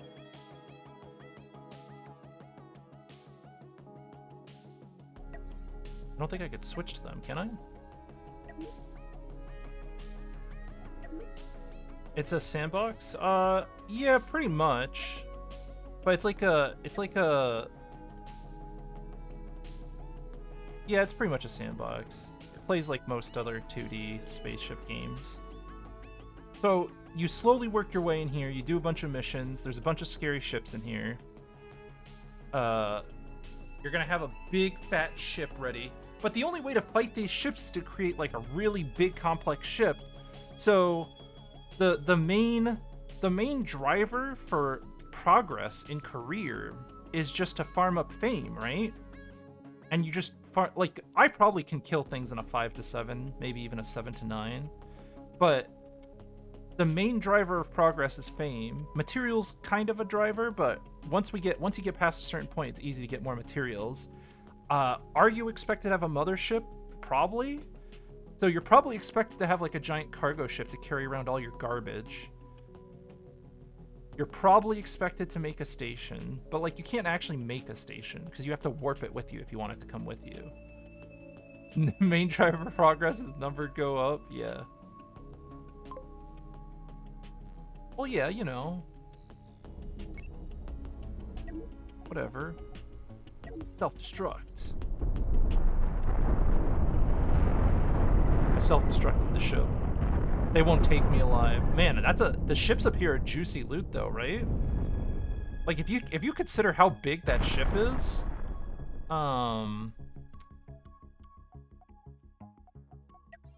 if you consider how big that ship is, like the enemy ships, you get a shitload of salvage for killing those. But those ships were like I could probably fight ships slightly less powerful than that right now. But this railgun isn't as powerful. Like this railgun's good for killing those small ships. I'm just wondering I'm wondering how fast a ship would have to go to outrun the turn rate of a laser prism. Because the prisms turn slow, but they have incredible range, and at long range, the turn speed is enough. But like, if I just had like a boost thruster on a ship, could I rip past that one? It seems a lot less fun than Star Sector. I mean, Star Sector's hard to beat. Star Sector's had a lot more time to exist.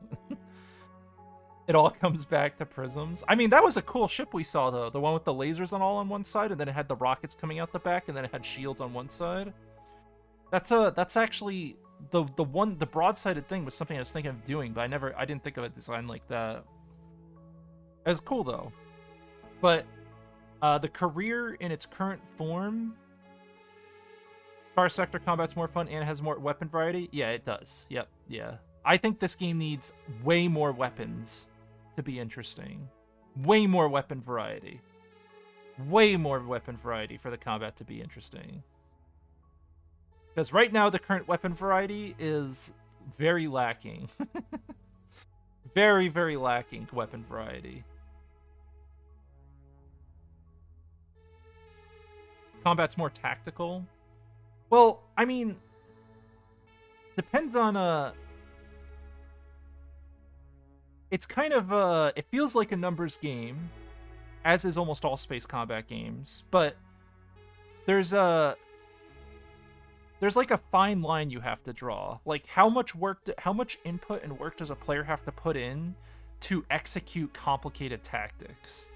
And right now, the game does, I think, a acceptable job with its like command system and direct control and all that, where you could do like a really tactical movement where you manually dodge a bunch of shit in a super maneuverable like kill vehicle. Like you just gotta kill cube, and it just maneuvers around like a maniac drawing fire. But one of the things too is that I wish I could program the ships a little bit more. Morb had mentioned, legit had mentioned Istralid. Istralid had a bunch of. Istralid was essentially like a programming game in a way, where you could program the AI in your ships to react to certain things, like back up at this, maintain this range, run away at this level of energy, do this, do this. Istralid was cool. I had fun for a short period of time in Istralid.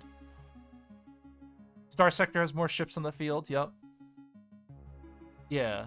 Right now, the 1v1 ship stuff is... Well, the one thing that's kind of cool about the ships in this game, though, is that you're in the combat field at all times, whereas in Star Sector, you have to hit a group of ships and then you enter a battlefield. This is kind of unique that you're always on the battlefield, and you're not just... A fight doesn't just appear in a dialogue box like it does in Star Sector. Like, you can just wake up and there's enemies next to you. Like, the enemies start flying in and it's fighting time. But we haven't really seen a lot of, like... I haven't seen a lot of, like, emergent gameplay. Like, I haven't seen an enemy... Like, there was that one time the patrol caught me out, but... I don't know. It doesn't feel... The world doesn't feel too alive. Like, the stations don't do any trading. Why do the stations exist? What are the factions fighting for? The levels themselves, these areas do not feel alive at all. It just feels like I'm in an instance clearing out a bunch of mobs. That's what it feels like. I'm in an instance dungeon, but it's like a randomly generated dungeon. So it's not like there's no love in it, right? There's no cool design. There's no like cool, interesting thing to find. It's just, these are asteroids. These are enemies. These are asteroids. These are enemies. This is a supply pod. And then we have some people roaming around, and you kill them all, and you loot them all, and you move on to the next dungeon, right? Reality bubble is a thing. It's not really a real time. Yeah, it's a reality bubble. That's perfect. Yeah, that's a perfect way to describe it. It's the same problem that it's the same problem as the Avorion game had, where the game only felt alive in the system you were in, and it didn't actually feel like anything was happening outside your system. For those new to the stream, this is the end of stream rant. I've ranted a few times this stream, but yeah, this is the end of stream rant. And I am done, I think. Look, it's you guys. It's chat. I wanted to include chat at the end of this stream VOD, but yeah, I'm done playing. It was a short stream, but all my streams are going to be short and just like sweet stuff. I just wanted to show you this game. See you next month. I don't know. You'll probably see me soon to play RimWorld, because the RimWorld DLC looks cool. I don't know when I'm gonna play it, but I'm gonna play it. I'm gonna play the RimWorld. I'm gonna play the RimWorld DLC, so you'll probably see the next stream within like the next week or two. But whenever I feel like it. I'm gonna shit on RimWorld again. Look, RimWorld's a good game, but it's got flaws. It's got flaws, dude. RimWorld's got flaws. Have a good night, everyone. Thanks for hanging out. Goodbye. Goodbye.